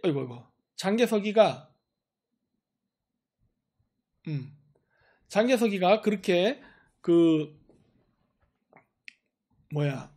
김구한테 돈을 줬다는 거야. 너 이거 대한민국이 이제 정부 수립하고 뭐 여러 가지 일을 하는데 돈이 필요할 거 아니냐? 그러니까 내가 돈 줄게 하고 20만 달러. 우리나라 지금 시세로 20억 원인데 아마 어마어마하게 큰 돈이죠. 지금 20억도 큰 돈인데 그 당시에 어마어마하게 큰 돈이지. 그거를 전달했답니다. 그랬는데 이게 우정을 넘어 향후 일종의 보훈을 다짐받은 의미. 이게 무슨 말이에요? 친중 정권 세우라는 겁니다. 여러분 옛날에 그 얘기했죠. 독일과 일본이 패색이 깊어가던 시기서부터 연합국들은 서로 지들끼리 싸웠다고. 영국, 프랑스 싸우고 미국, 소련 싸우고 막 그랬다고. 그래서 중국 장개석 정부를 이렇게 승전국으로 남게 되면은 너무 잘 나갈 것 같으니까 어떻게 해야 되세요? 미국이 모택통을 키워서 장개석을 쓰러뜨린다 그랬잖아. 이런 과정이었다고. 즉 이미 일본이 패전하면서 독일이 패전하면서 이제 국제사회의 질서는 바로 그 주축국이라고 했던 이탈리아, 일본, 독일이 아닌 냉전의 시대로 접어드는 시기였단 말이에요. 그렇기 때문에 연합국들은 이미 다 전쟁이 끝났고 이제 승전국이 된 거나 다름없었기 때문에 승전 이후에 세계 질서를 누가 주도할 것이냐를 놓고서 이 5개의 승전국이 치열하게 눈치 게임을 하고 있을 때란 말이야. 아, 요 새끼 요건 너무 잘 나가는데 요건 내가 이렇게 하게 되고. 패전한 일본과 독일의 빈자리를 누가 더 많이 가져가느냐. 경쟁을 할 때란 말이에요. 그랬기 때문에 장개석이도 마찬가지였던 거예요. 야, 너 대한민국에 돌아가면 김구, 너 알지? 너 상하했을 때 내가 너 도와줬지? 그리고 나 여기 지금 돈도 준다? 그렇지? 이 돈 갖고 정부 세워. 정부 세우면 어떻게 한다? 나랑 친구 먹자. 계속 같이 좋은 관계를 가져가자. 자, 그러면 미국이 이거를 좋아할까요? 미국이 일본을 때려잡았어. 미국이 일본을 때려잡은 건 뭐예요? 태평양에 대한 완벽한 지배권을 얻으려고 하는 거야. 태평양에 대한. 그런데 장개석이 봐라? 요 새끼가 로비하네? 이런 거예요. 미국 입장에서는 그런 거야. 야, 장개석이가 저거 대한민국 정부 생기는 것 이것도 장개석이 영향권 안에 두려고 해? 이것 봐라. 그러니까 그럼 어떻게 되는 거야? 미국 입장에서. No. 그래서 어떻게 됩니까? 저 20만 달러를 한국에 가져 들어오려고 했는데 미국이 못 가져가게 합니다. 야, 이 돈은 못 갖고 들어간다. 그렇게 해요. 그래서 결국은 못 가져갑니다. 그래서 해방과 함께 정권을 인수한 미 군정이 또 다른 권력을 인정하지 않았기 때문이다. 그렇죠. 그러나 미 군정은 여운형, 박헌영 이거 다 빨갱이들이죠. 인공내각의 견제를 위해 임시정부가 정부의 명칭을 쓰는 거는 허용한다. 해서 김구가 빨갱이는 아니었거든요. 김구가 장개석하고는 친했어도 빨갱이는 아니었어. 그랬기 때문에 이 여운형과 박헌영 같은 공산주의자들이 지금의 대한민국 영토 내를 공산화시키려고 하는 의도가 있었기 때문에 김구를 중심으로 했던 상해 임시정부의 강요들을 대한민국에서 활동을 하게는 해줍니다. 그럼으로써 미군정 입장에선 이의제의를 하려고 한 거예요. 이런 게 당시 우리나라의 상황이에요. 당시 우리나라 상황은 이렇게 북한에는 김일성이가 공격. 그러니까 이게 왜 그러냐면은 아까도 보여드렸지만 미국이 태평양에서 미국하고 치열하게 싸웠단 말이야. 그러니까 이 2차 세계대전 중에 유럽 전쟁을 제외한 이 아시아 전쟁 있잖아요. 이 아시아 전쟁에서 소련은 한 게 없어요. 소련은 한 게 없어. 왜? 아시아 전쟁은 소련군이 그냥 하얼빈이나 이거 만주를 무혈 입상했단 말이야. 왜? 관동군들이 일본의 태평양군을 막기 위해서 총 집중을 한다 그랬잖아요. 마지막까지 힘을 다 짜내서. 그랬기 때문에 만주의 관동군들이 거의 없었어요. 그러니까 그냥 쉽게 무혈 입상했단 말이야. 조선반도도 그냥 들어와요. 근데 미국은 어땠어요? 정말 섬 하나 코딱지만한 걸 점령하기 위해서 뒤지게 싸우면서 상륙했다 뺏기고 이오지마 전투가 그랬잖아요. 몇 번을 반복하다가 드디어 이오지마 점령하고 또 저기 오키나와를 점령하랬더니 오키나와에서 또 그렇게 일본군이 난리를 쳐서 이랬단 말이야. 미국은 피투성이가 되면서 일본이랑 싸웠단 말이에요. 근데 러시아는 술술 들어온 거야. 그러다 보니까 어떻게 했어요? 소련군의 진군 속도가 훨씬 빨랐어. 그래서 어떻게 돼요? 소련군이 만주를 거쳐 조선반도까지 들어왔단 말이야. 그러니까 미국이 서둘러서 일본이랑 휴전조치 맺어버린 거 아니에요. 항복선언 받은 거 아니야. 어쨌든 일본한테도 나름 좋은 조건을 제시해서 항복선언을 받아낸다고요. 그랬기 때문에 어떻게 됐느냐? 이미 소련은 만주와 북한 지역을 이미 장악해버렸어요. 원래 한반도 전체를 다 장악했어요. 다 장악했어. 소련군이. 그랬는데 미국이 핵폭탄을 쐈잖아요. 히로시마 나가사키에. 히로시마 나가사키에 핵폭탄 쐈기 때문에 미국이 이제 소련한테 야야야 이 새끼들 봐라. 엠마 일본 제국하고는 내가 다 싸웠어. 너 싸운 것도 없잖아 이 새끼야. 근데 네가 무슨 공이 있다고 지금 이렇게 막 영관이 뒤로 백보 후퇴 하고 미국이 요청한다고요. 소련군 뒤로 가. 그래가지고 소련도 그 당시에 미국이 핵폭탄 쏜 걸 봤잖아. 그 당시에 소련은 저 핵무기가 없었단 말이야. 그러니까 우와 미국이 저런 이상한 무기를 갖고 있네. 말 안 들으면 우리도 저런 거 맞는 거 아니야? 더구나 어때요? 소련의 주요 경제나 인구의 중심지는 어디예요? 유럽이잖아. 근데 그 유럽은 어떻게 됐죠? 나치 정권에 의해 가지고 완전히 개박살이 났잖아. 모스크바, 레닌그라드 뭐 다 박살났잖아요. 그러니까 소련도 왕창 산업시설이 파괴됐어. 독일군과 싸우느라. 따라서 미국이 승질났고 야 임마 내가 힘들게 싸움을 다 했더니 소련군 너희들 그냥 쓰고 와서 그냥 숟가락만 탁 얹어? 이런 예의 버르장머리 없는 놈들 하면서 뒤로 가 이런다고. 그러니까 소련군도 물러서요. 그래서 만들어진 게 38선입니다. 핵무기가 만약에 소련한테 있었다면 안 물러섰을지도 몰라. 그러니까 이미 소련은 그 당시에 한반도 전체를 다 점령해버렸어요. 일시적으로. 그러나 미국의 강력한 요구로 결국 뒤로 물러납니다. 그렇게 해서 어쨌든 일본 열도, 그 다음에 남한 땅까지는 자유진영의 영토로 가지려고 했어요. 냉전 시대가 시작되면서. 그랬고 북한, 만주, 중국은 이제 공산진영이 돼버리는 거지.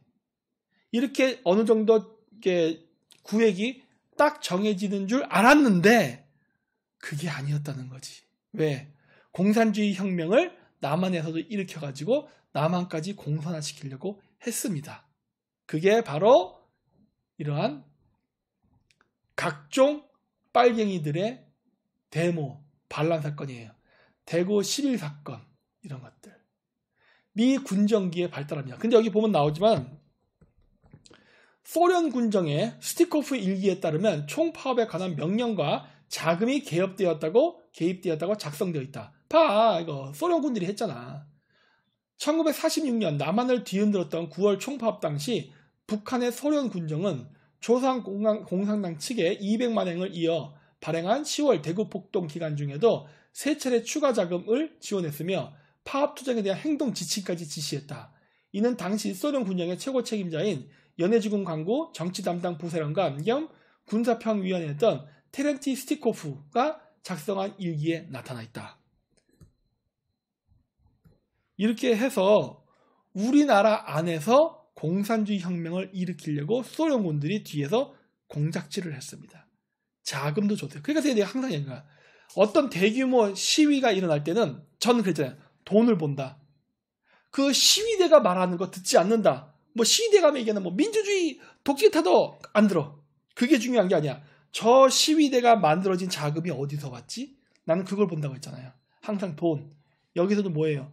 대구 사건, 대구 11 사건이 누가 자금 대줬어요? 소련. 이렇게 된 거예요.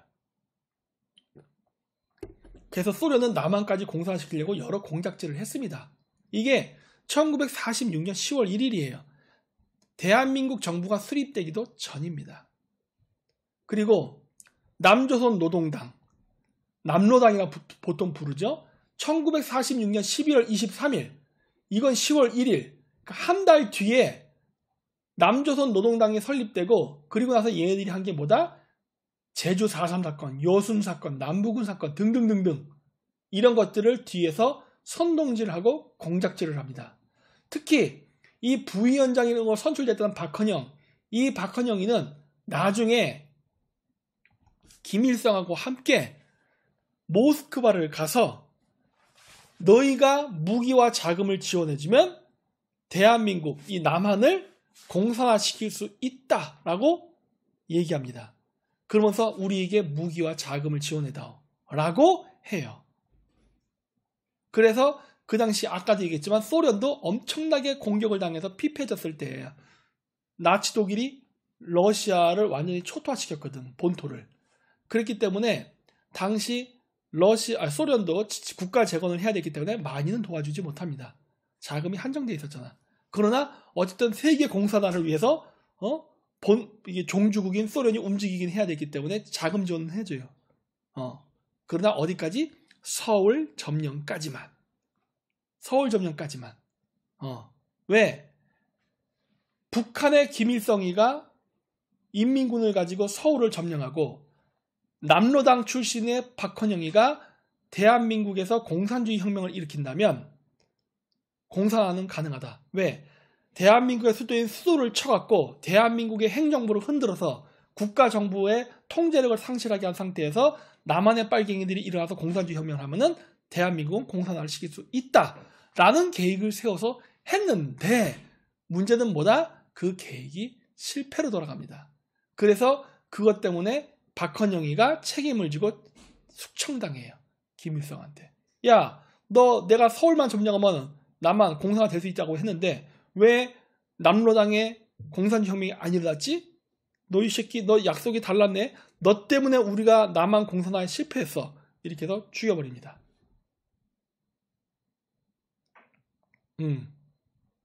자, 그래서 그 남로당들이 여러 가지 일을 했는데 박헌영이 바로 장담했던 게 이런 것들이에요. 제주 4.3 사건 이런 거. 남로당 애들이 들어가서 활동을 해갖고 공산주의 운동을 일으킵니다. 그래서 제주도 원주민들을 선동해서 일으켜요. 이래가지고서 제주 4.3 사태가 발생하면서 많은 제주도민들이 희생당합니다. 지금 제주도에서는 제주 4.3을 민주화 항쟁 어쩌고저쩌고 한데 천만에 만만해. 제주 4.3 사태입니다. 간첩 사태예요. 이거를 민주화 운동으로 승격시키려고 하는 이유는 뭐예요? 정치적 목적 때문에 하는 거죠. 민주당 애들 자신애들 선거에서 표 얻으려고. 이제 저런 사람들 이제 찾아서도 유공자 해주고 또 돈 갖다 주겠지. 이렇게 해서 자기 표 만들려고 하는 수작질이죠. 아니죠. 공산주의 활동입니다. 그리고 빨치산 활동의 전형적인 특징 뭐다? 민간인 사이에 섞여서 공격한다.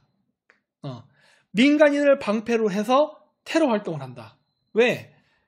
정규군이 그러면은 총을 쏘기가 애매하거든. 공산주의자들이 일반 시민들 사이에 숨어서 총을 쏴요. 이렇게. 그러면 어떻게 돼? 미국도 아니 이쪽 정규군도 대응을 해야 되는데 총을 쏘면 100% 민간인이 맞아. 어쩔 수 없잖아. 이게 옛날 그 미국 영화나 블랙 호크 다운인가 뭔가 그런 게 뭐 이런 거 나오잖아요. 뭐 그 외에도 다른 미국 영화 보면 미군들이 이라크 지역에서 테러리스트들을 색출해서 제거하는 작업을 하는데 테러리스트들이 그 일반 민간인 사이에서 총질을 하잖아요. 그러니까 나중에 결국 어떻게 해요? 그 현장에 있던 그 지휘자가 그냥 민간인 테러리스트 구별하지 말고 그냥 다 쏴 죽여버리잖아요. 왜? 안 쏘면 우리가 죽게 생겼거든. 사방에서 총이 날라오는데 대응 사격을 할 수가 없는 거예요. 왜? 총 쏘고 숨어버리니까. 그냥 냅두면 어떻게 돼? 우리가 다 죽는다야. 그러니까 어떻게 돼요? 민간인들 다 쏴버려라. 그 공산당한테 선동당한 민간인들이 거기 있기 때문에 그런 거예요. 그리고 민간인도 그렇게 생각하지. 내가 일반 시민에서 너가 어떻게 총을 쏘겠어? 이런 식인 거죠. 쏩니다. 왜? 위기에 몰리면. 제주 4.3 사태가 그런 케이스예요. 바로 빨치산들, 빨갱이들이 들어가고 제주도민들, 정서적으로 역사적인 피해의식이 있죠. 제주도 사람들은 무태 것들, 즉 이 한반도로부터 온 사람들한테 침략을 받아서 늘 괴롭힘을 당했다는 그러한 의식이 머릿속에 있단 말이야. 그렇기 때문에 바로 대한민국 정부라는 그 정부에 대해서 그냥 제주도 사람들은 반감을 갖고 있을 수밖에 없어요. 바로 무태 것들이기 때문에. 바로 이러한 제주도 섬 사람들의 그 한반도 사람들에 대한 적대적인 감정을 이용해서 공산주의 혁명을 일으킨 거지. 응? 그러다 보니까 동조가 된 겁니다. 그러다 보니까 어떻게 된 거예요? 누가 빨갱이고 누가 제주도 그냥 원주민인지 구별이 안 되다 보니까 결국 어떻게 된 거야? 민간인 학살까지 이어진 거야. 왜? 갑자기 민간인인 척하다 갑자기 총을 꺼내서 쏘고 막 이러거든. 여러분 베트남 전쟁에서 이랬잖아요. 베트남 전쟁에서도. 그게 전형적인 공산당의 빨치산 전술이에요. 민간인 속에서 민간인으로 위장을 해서 싸운다. 그렇기 때문에 이렇게 되는 겁니다. 그리고 이렇게 해서 사람 죽으면 시체 파괴하죠. 우와 민간인 죽였다. 그러면서 반정부 활동을 부추기고 또 제주도 주민들을 또 부추기나. 봤냐? 저 무태 것들이 제주도 우리 섬 사람을 죽였다. 너희들 어떻게 해야 되지? 가만히 있을 거야? 분개해야지. 우리 반정부 운동 일으키자. 이렇게 해버린다니까.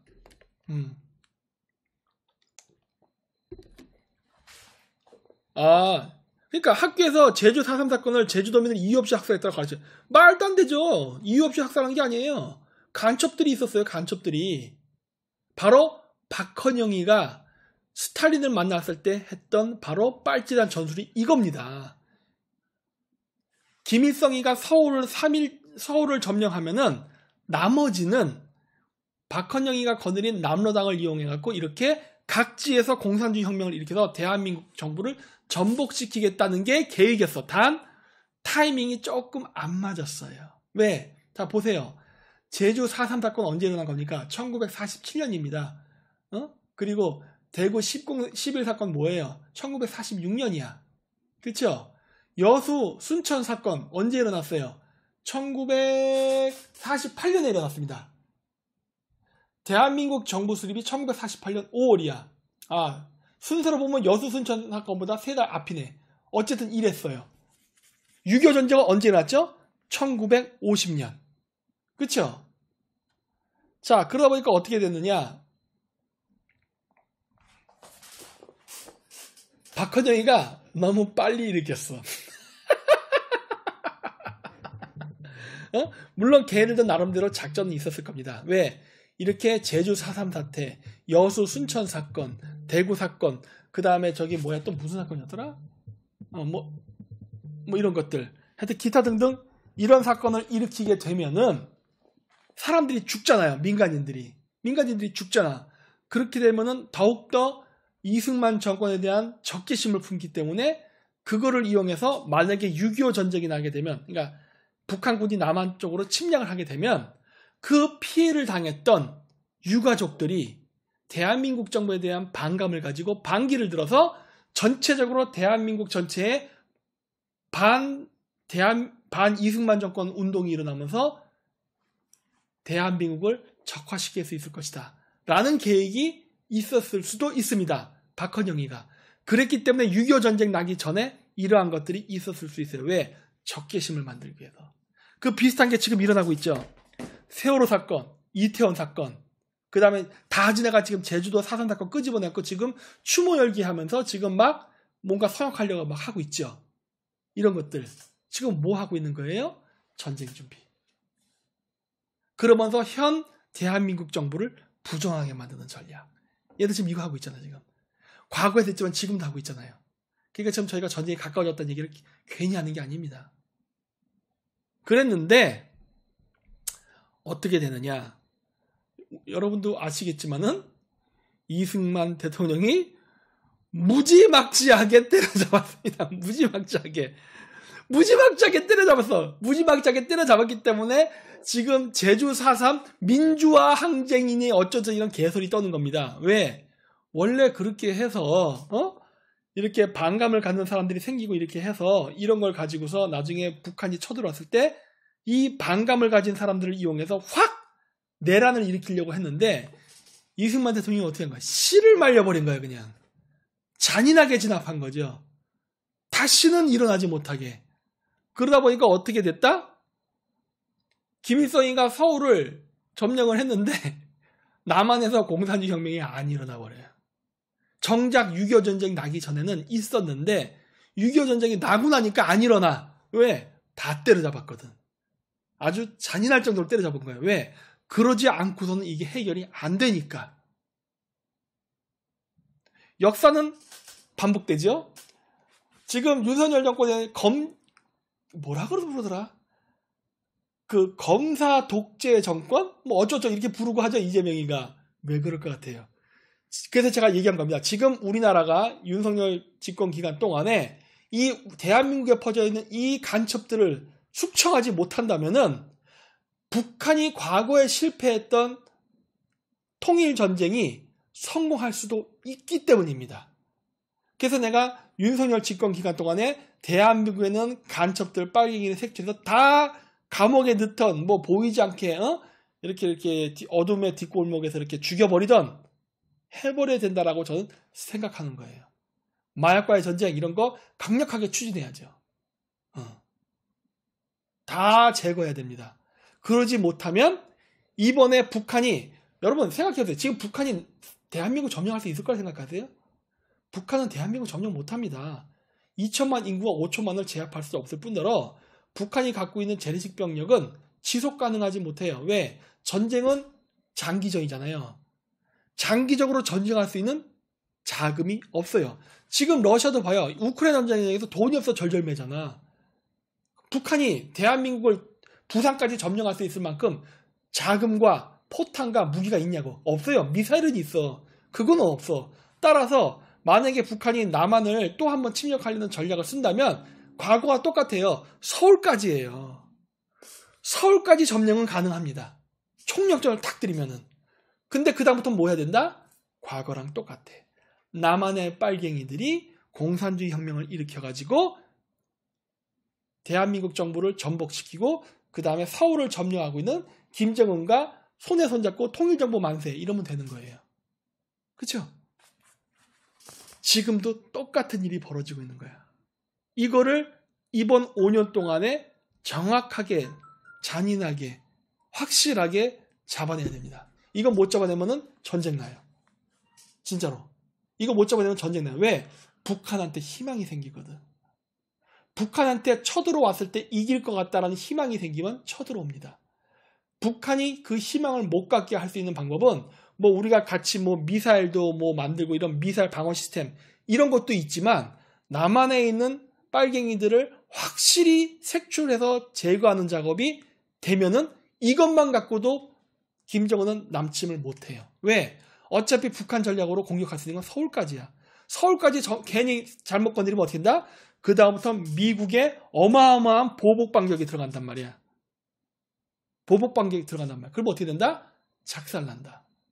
따라서 김정은은 못합니다. 남한에 호응해주는 세력이 있다면 가능하지만 없다면 못하는 거예요. 그러니까 당장 우리가 단시일 내에 대한민국이 뭐 핵미사일을 개발하고 이런 거 못하잖아. 미국이 승낙도 안 내주고. 그렇기 때문에 이런 게 안 된다면 확실한 건 남한의 빨갱이를 제거하는 거예요. 역사는 반복된다. 이걸 알아야 됩니다. 그래서 박헌영이가 실패했잖아. 그래서 김일성이가 죽여버린 거예요.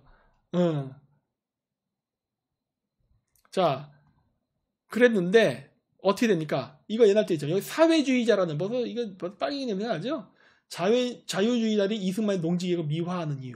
이 얘기는 뭐예요? 공산주의자들은 이승만의 농지개혁을 싫어한다는 소리잖아. 왜 싫어했느냐? 이승만이 했던 토지개혁이 바로 공산주의 사상의 토지개혁과 상당히 닮아 있었습니다. 무슨 말이에요? 공산주의자들이 일반 프롤레타리아 농민계급들을 공산당으로 만들 때 어떻게 했죠? 저 지주들의 땅을 빼앗아서 농민들에게 나눠주겠다. 이 거짓말로 공산주의 국가를 만든 거 아니에요. 근데 실질적으로 공산주의 국가가 만들어진 다음에 토지를 농민한테 줬습니까? 안 주고 국가 소유로 해버렸잖아. 근데 이승만은 진짜 줘버렸어. 줘버렸잖아. 어? 그 토지를 갖고 있는 지주들을 뺏었다기보다는 강매시킨 거죠. 강매. 그래서 일반 사람들의 토지를 다 줘서 30년, 20년 그 매달 추수되는 곡식에서 몇 %씩 띄어가지고 지주한테 갖다 바쳐서 그 토지를 이게 갓을 갚게 일종의 대출이죠. 대출. 그렇게 해서 다 해버렸어요. 공산주의 국가도 하지 못했던 토지를 분배해줬습니다. 이게 김일성보다 빨랐어요. 그리고 효과적이었어. 그러니 왜 여기 사회주의자에서 얘네들이 이승만의 토지개혁을 왜 싫어하느냐? 이승만이 교과서에서 배운 것처럼 사회주의자들이 교과서에서 배운 것처럼 자본주의 국가는 부르주아는 프롤레타리아 농민계급을 착취하고 지배하고 억압하는 구조다라는 교육을 받았는데 이승만이 지주한테 토지를 가져다가 농민들한테 배분해줘 버리다 보니까 어떤 일이 발생한 거예요. 남한의 농민들이 공산주의 혁명을 할 이유가 없어졌어. 제 말 틀린가요? 그러니까 북한 공산주의자들의 주요 타겟은 프롤레타리아 계급이야. 소위 얘기는 무산계급이라고요. 거지들. 얘네들을 꼬드겨서 야 너희 정부 거지같이 뒤집어엎자 이렇게 꼬셔야 되는데 문제는 뭐다? 대한민국의 농민들이 토지를 받아버렸네? 토지를 받아버렸어. 그러면 어떻게 돼요? 공산주의자들이 야 저 이승만 저 새끼 저 미제국주의자가 심어놓은 대통령 허섭이 대통령이야. 저 새끼가 미제국주의자의 명령을 따라서 우리 지금 한반도를 저 제국주의자한테 팔아서 식민지를 만들려고 한다. 그러니까 우리가 대항해서 싸워서 자주적인 독립국가를 만들어야 된다. 이러한 시나리오를 말해야 되는데 농민들이 안 따르는 거야. 왜? 나 토지 받았는데요? 이러는 거지. 내가 지주한테 토지를 뺏어서 너희들에게 줄게 했는데 이승만이가 토지 줬는데요? 이러단 말이야 자꾸. 나 이미 받았는데? 그러니까 어떻게 돼요? 공산당이 아무리 말을 해도 남한의 국민들이 안 움직이는 겁니다. 아니 나 지금 토지 받았시유. 저 김매너 가야 돼요. 바빠요 그러는 거야. 공산당이 이리 와서 우리 이론 좀 들어봐요. 아우 바빠요. 아우 저 잡초 잘하네. 빨리 내 땅에서 쌀이 자라야 내가 돈을 버는데 이러면서 안 되는 거예요. 그러니까 이승만이 잔인할 정도로 때려잡은 거. 그 다음 토지개혁을 했기 때문에 남한에서 안 됩니다. 지금 제가 말한 이런 방식으로 어떤 교과서도 얘기 안 하죠. 왜 남한에서 공산주의 혁명이 실패했는가? 토지개혁 때문이에요. 공산주의자들이 말했던 그 토지개혁을 했습니다. 이런 거 얘기 안 해줘. 이런 걸 내가 만약에 유튜브에서 얘기했어 봐요. 이거 엄청나게 퍼졌지. 많은 사람들이 보고 각성을 했겠지. 못하게 방해하잖아. 그쵸? 이런 겁니다.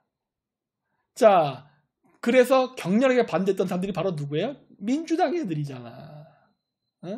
여기도 보면 1948년에서 49년 반민족행위특별조사위원회가 활동 당시 정재계에 전방위적으로 로비를 하는 데 적극적으로 방해하였다.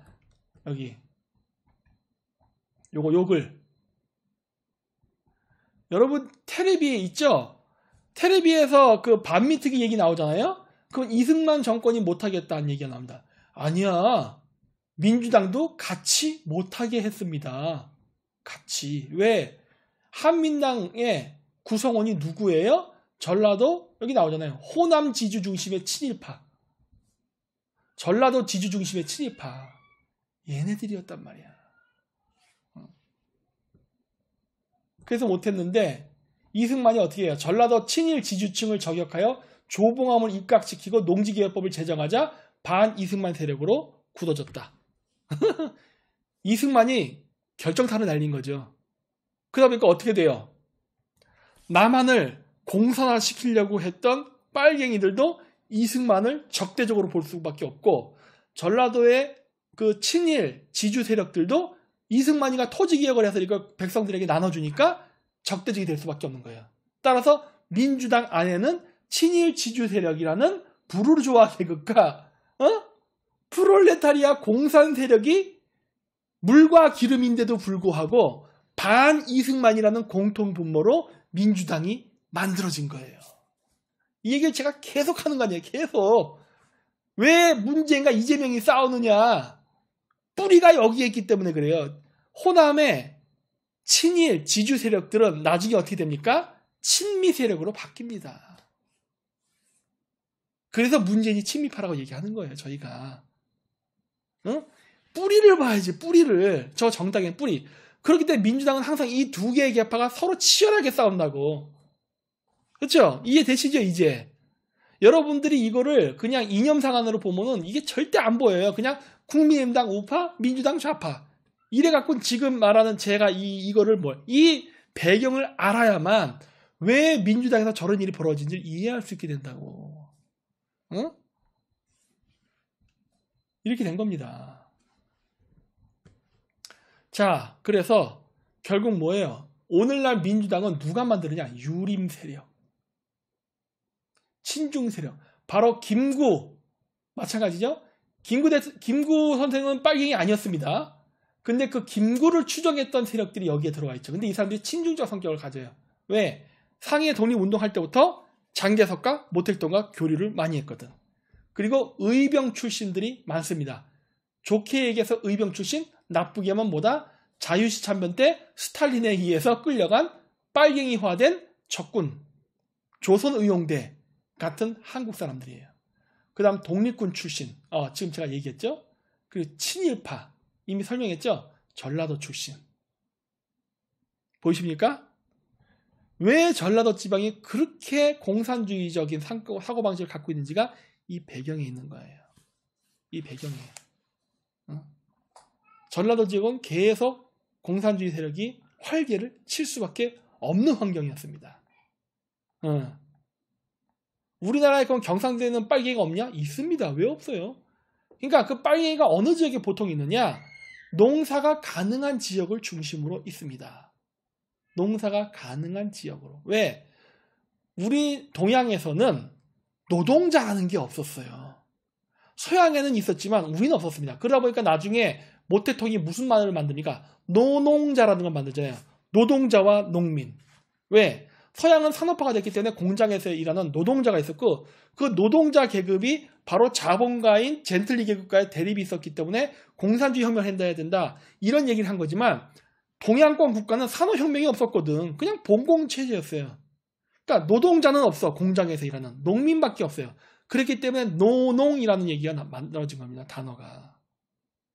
그렇기 때문에 공산주의 혁명은 어디서 일어난다? 바로 농촌 지역에서 일어났습니다. 그러다 보니까 우리나라에서도 농사가 가능한 지역에서 빨갱이들이 활개친 거예요. 그러다 보니까 어떻게 돼요? 전라도가 주로 빨갱이들이 활동 무대가 될 수밖에 없었던 거야.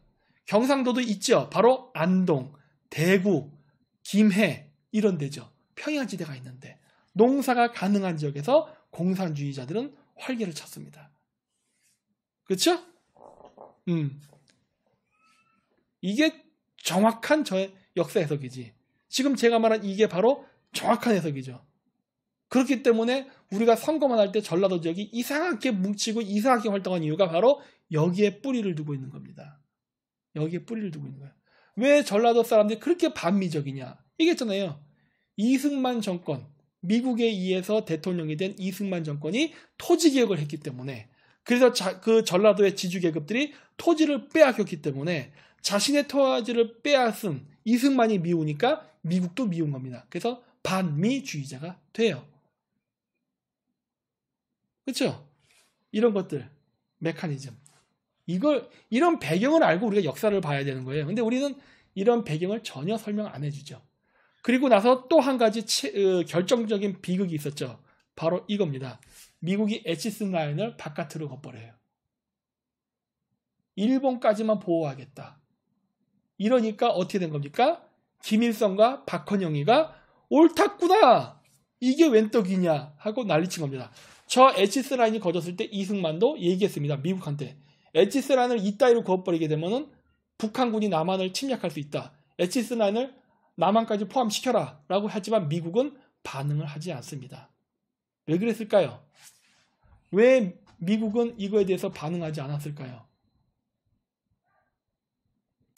바로 이것 때문입니다. Downfall. 미국이 핵폭탄이 개발되고 있다는 걸 모르는 상태에서 일본 제국과 싸우려고 했기 때문에 미친 듯이 무기를 만들었다 했잖아요. 일본을 완전히 초토화를 시킨 다음에 미군이 안전하게 상륙하겠다는 계획을 세웠잖아요. 그랬는데 문제는 뭐다? 일본이 항복해버렸다. 상륙작전을 벌이기도 전에. 왜? 핵폭탄 때문에. 핵폭탄이라는 전혀 예상하지 못했던 변수가 나타나니까. 사실 일본 군부 세력도 핵폭탄이라는 예상하지 못했던 사건이 발생했기 때문에 멘붕이 와서 항복한 거란 말이야. 일본 천황이. 그러다 보니까 어떻게 했어요? 무기가 산더미같이 쌓였단 말이야. 이 산더미같이 쌓인 재고 무기를 어떻게 해야 되죠? 소비해야지.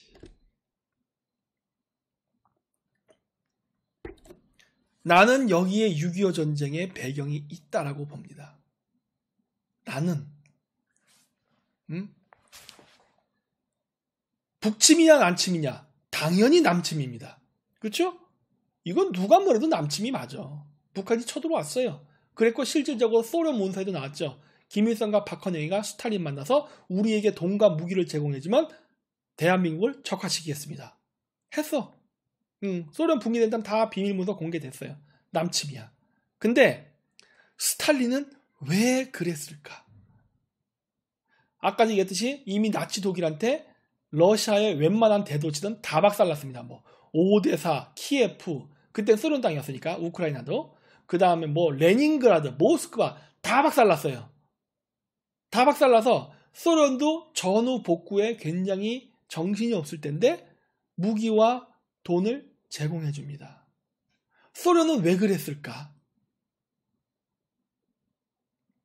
미국하고 전쟁을 하면 소련은 이길 수 없는 상황이었습니다. 그 당시에 다 박살났잖아. 다 박살났잖아. 그럼에도 불구하고 소련은 미국을 자극할지도 모를 일을 했습니다. 돈과 자금을 대줬어. 왜?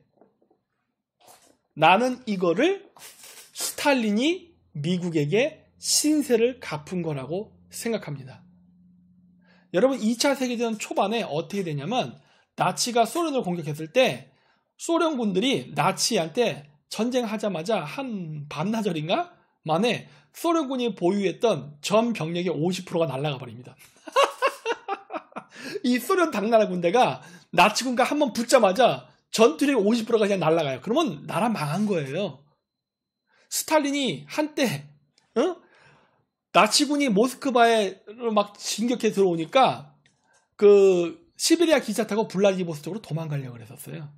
그 정도로 소련이 엄청나게 나치한테 밀리면서 일방적으로 두들겨 맞았습니다. 그리고 여러분 그 당시에 소련이 나치한테 물건 뺏기지 않게 해서 나폴레옹 전쟁 때는 똑같이 청야 작전을 써요. 나치 독일이 쓸만한 모든 집 이런 것들 다 불태워버립니다. 겨울에 얼어 뒤지라고. 이런 전략을 썼단 말이야. 썼었기 때문에 30%만 죽었다고요? 뭐가 됐던 간에 30%만 죽어도 어쨌든 소련군은 날아간 겁니다. 이미 전력이 다 붕괴된 거예요. 그런데 문제는 뭐냐? 소련이 그렇게 박살이 났음에도 불구하고, 그리고 소련의 전 국토가 독일군도 그랬고 소련군에 의해서 완전히 다 불태워서 초전박살이 났음에도 불구하고 소련군이 나치를 이깁니다. 어떻게 이겨? 전쟁은 무기 갖고 하는 겁니다. 어떻게 이기냐고. 돈. 그때 어떤 일이 벌어지느냐? 소련이 미국에 사절단을 보냅니다.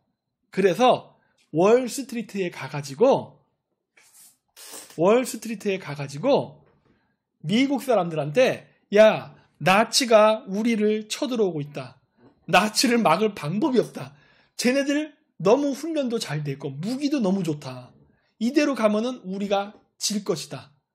그러니 너희가 우리를 도와줘. 어떻게? 돈 내놔. 무기 좀 줘.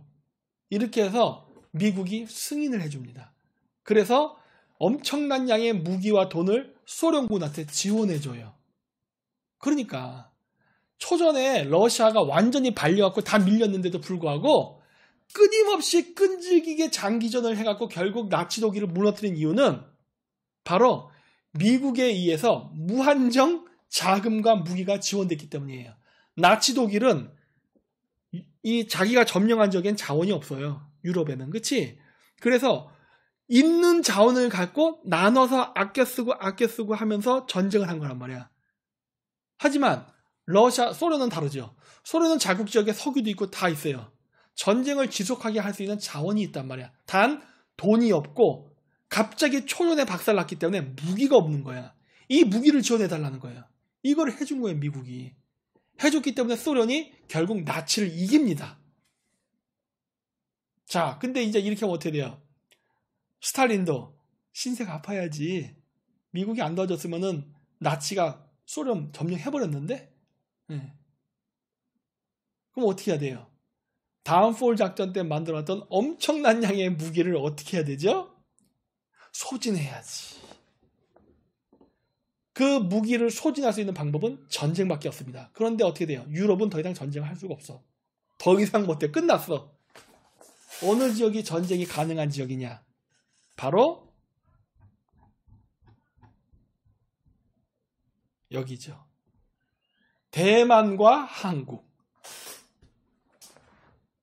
미국이 갑자기 대만과 한국을 에치스나에서 빼버린 이유는 덫을 친 게 아닌가라고 저는 보고 있어요.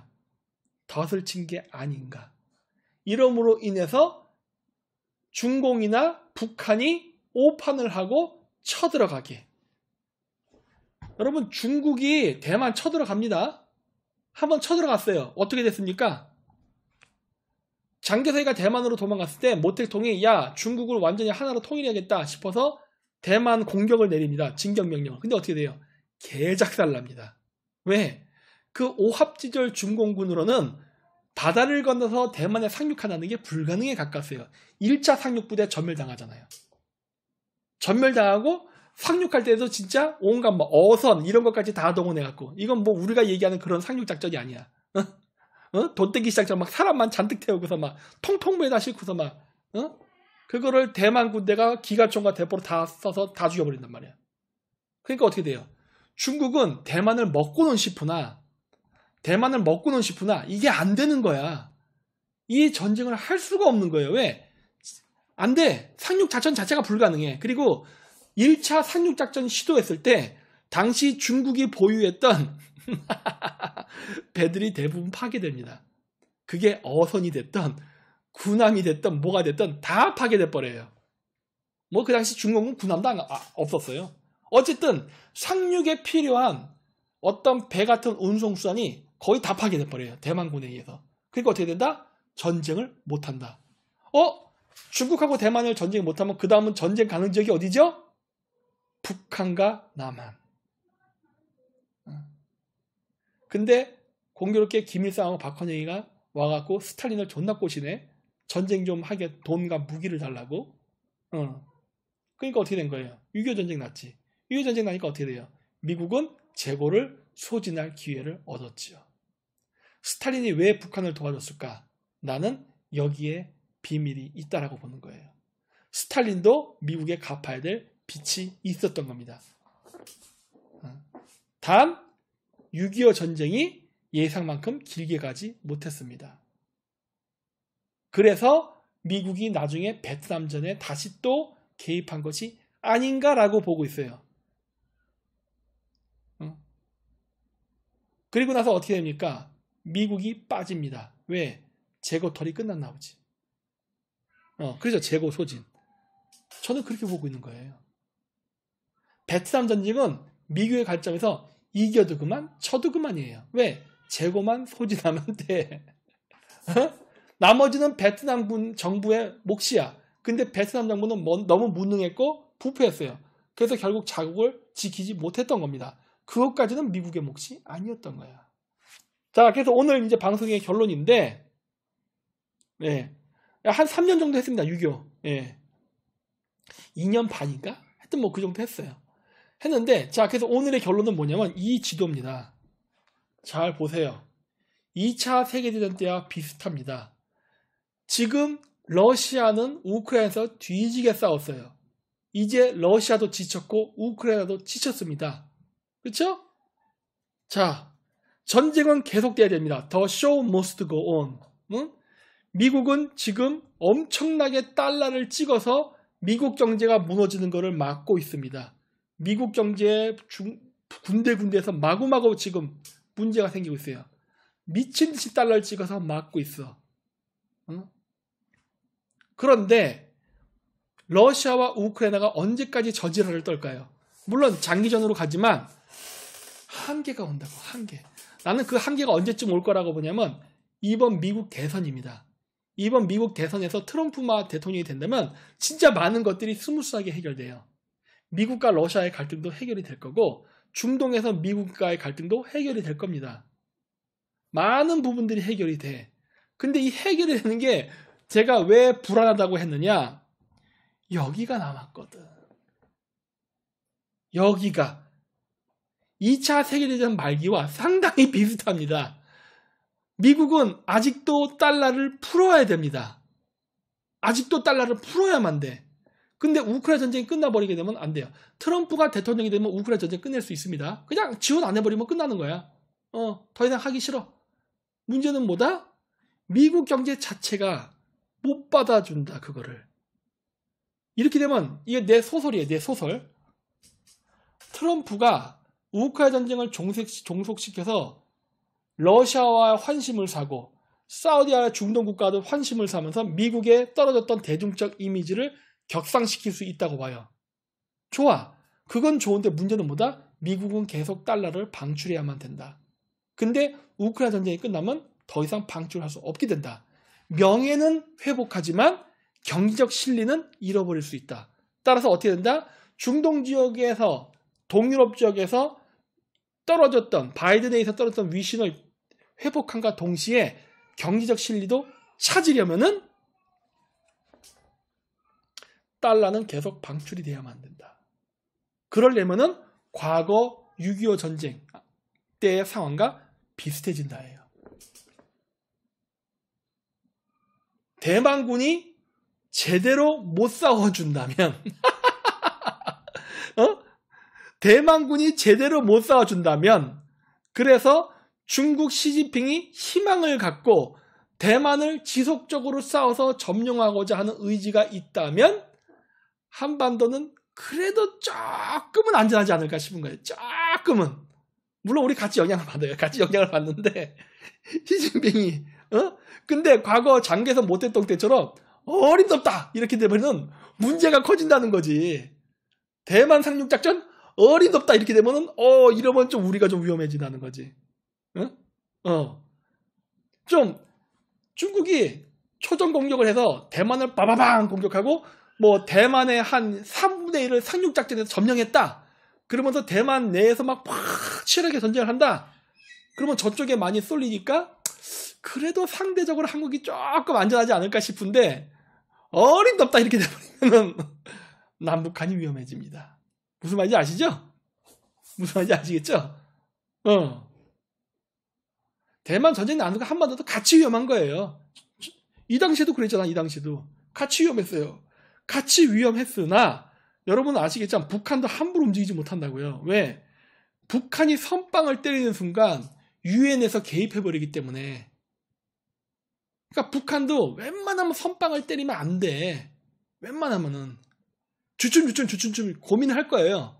야, 이것이 나도 해야 되나 말아야 되나? 이거 잘못 때렸다가는 3조금을 당할 것 같은데 고민이 많을 거야. 그래서 이런 여러 가지 시나리오를 생각해 볼 수 있기 때문에 그런 겁니다. 이게 하나의 가능성이에요, 가능성.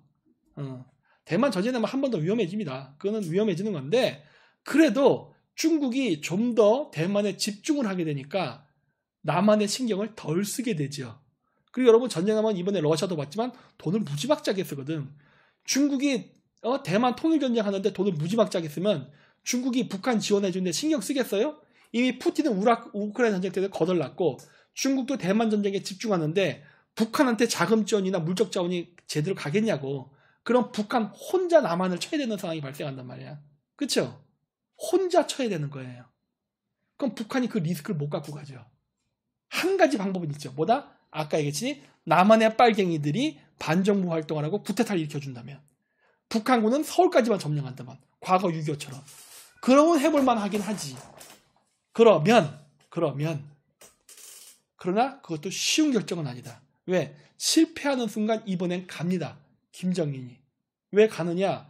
지금 로스차일드가 됐던 국제금융 세력들은 빨리 남북을 통해 가지고 만주를 거쳐서 유라시아 철도로 가는 이 노선을 개발해 갖고 비즈니스를 하고 싶어해.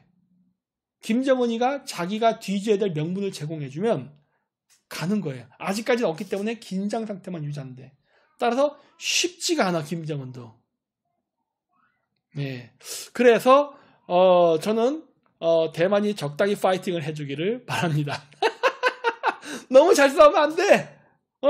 시진핑이 손도 못 대게 해버리면 돼. 아 뜨거 이렇게 되면 안 된단 말이야. 아 뜨거 하면 안 돼. 해볼만 안 돼. 이렇게 돼서 우크라이나 전쟁처럼 좀 질질 끌어줬으면 하는 희망 아닌 희망을 하면서 오늘 방송을 마치도록 하겠습니다. 자, 그래서 오늘 동심파괴의 세계에서는 요것으로 방송을 마치도록 하겠습니다. 요거 끝나고 바로 목루썰방 Q&A가 되니까 따로 여기서 뭐 질문 받고 대화는 하지 않을게요. 바로 녹화 끊었다가 바로 Q&A로 들어가니까 뭐 계속 들으실 분들은 남으시고 뭐 바쁘시거나 너무 오래 했잖아요. 지루하신 분들은 가셔도 됩니다. 네. 그러면 요걸로 방송을 마치도록 하고 우리 티르 뭐 할 얘기 있습니까? 없나요? 없으면은 Q&A 때 같이 대화하는 걸로 하고 일단 녹화를 끊겠습니다. 네.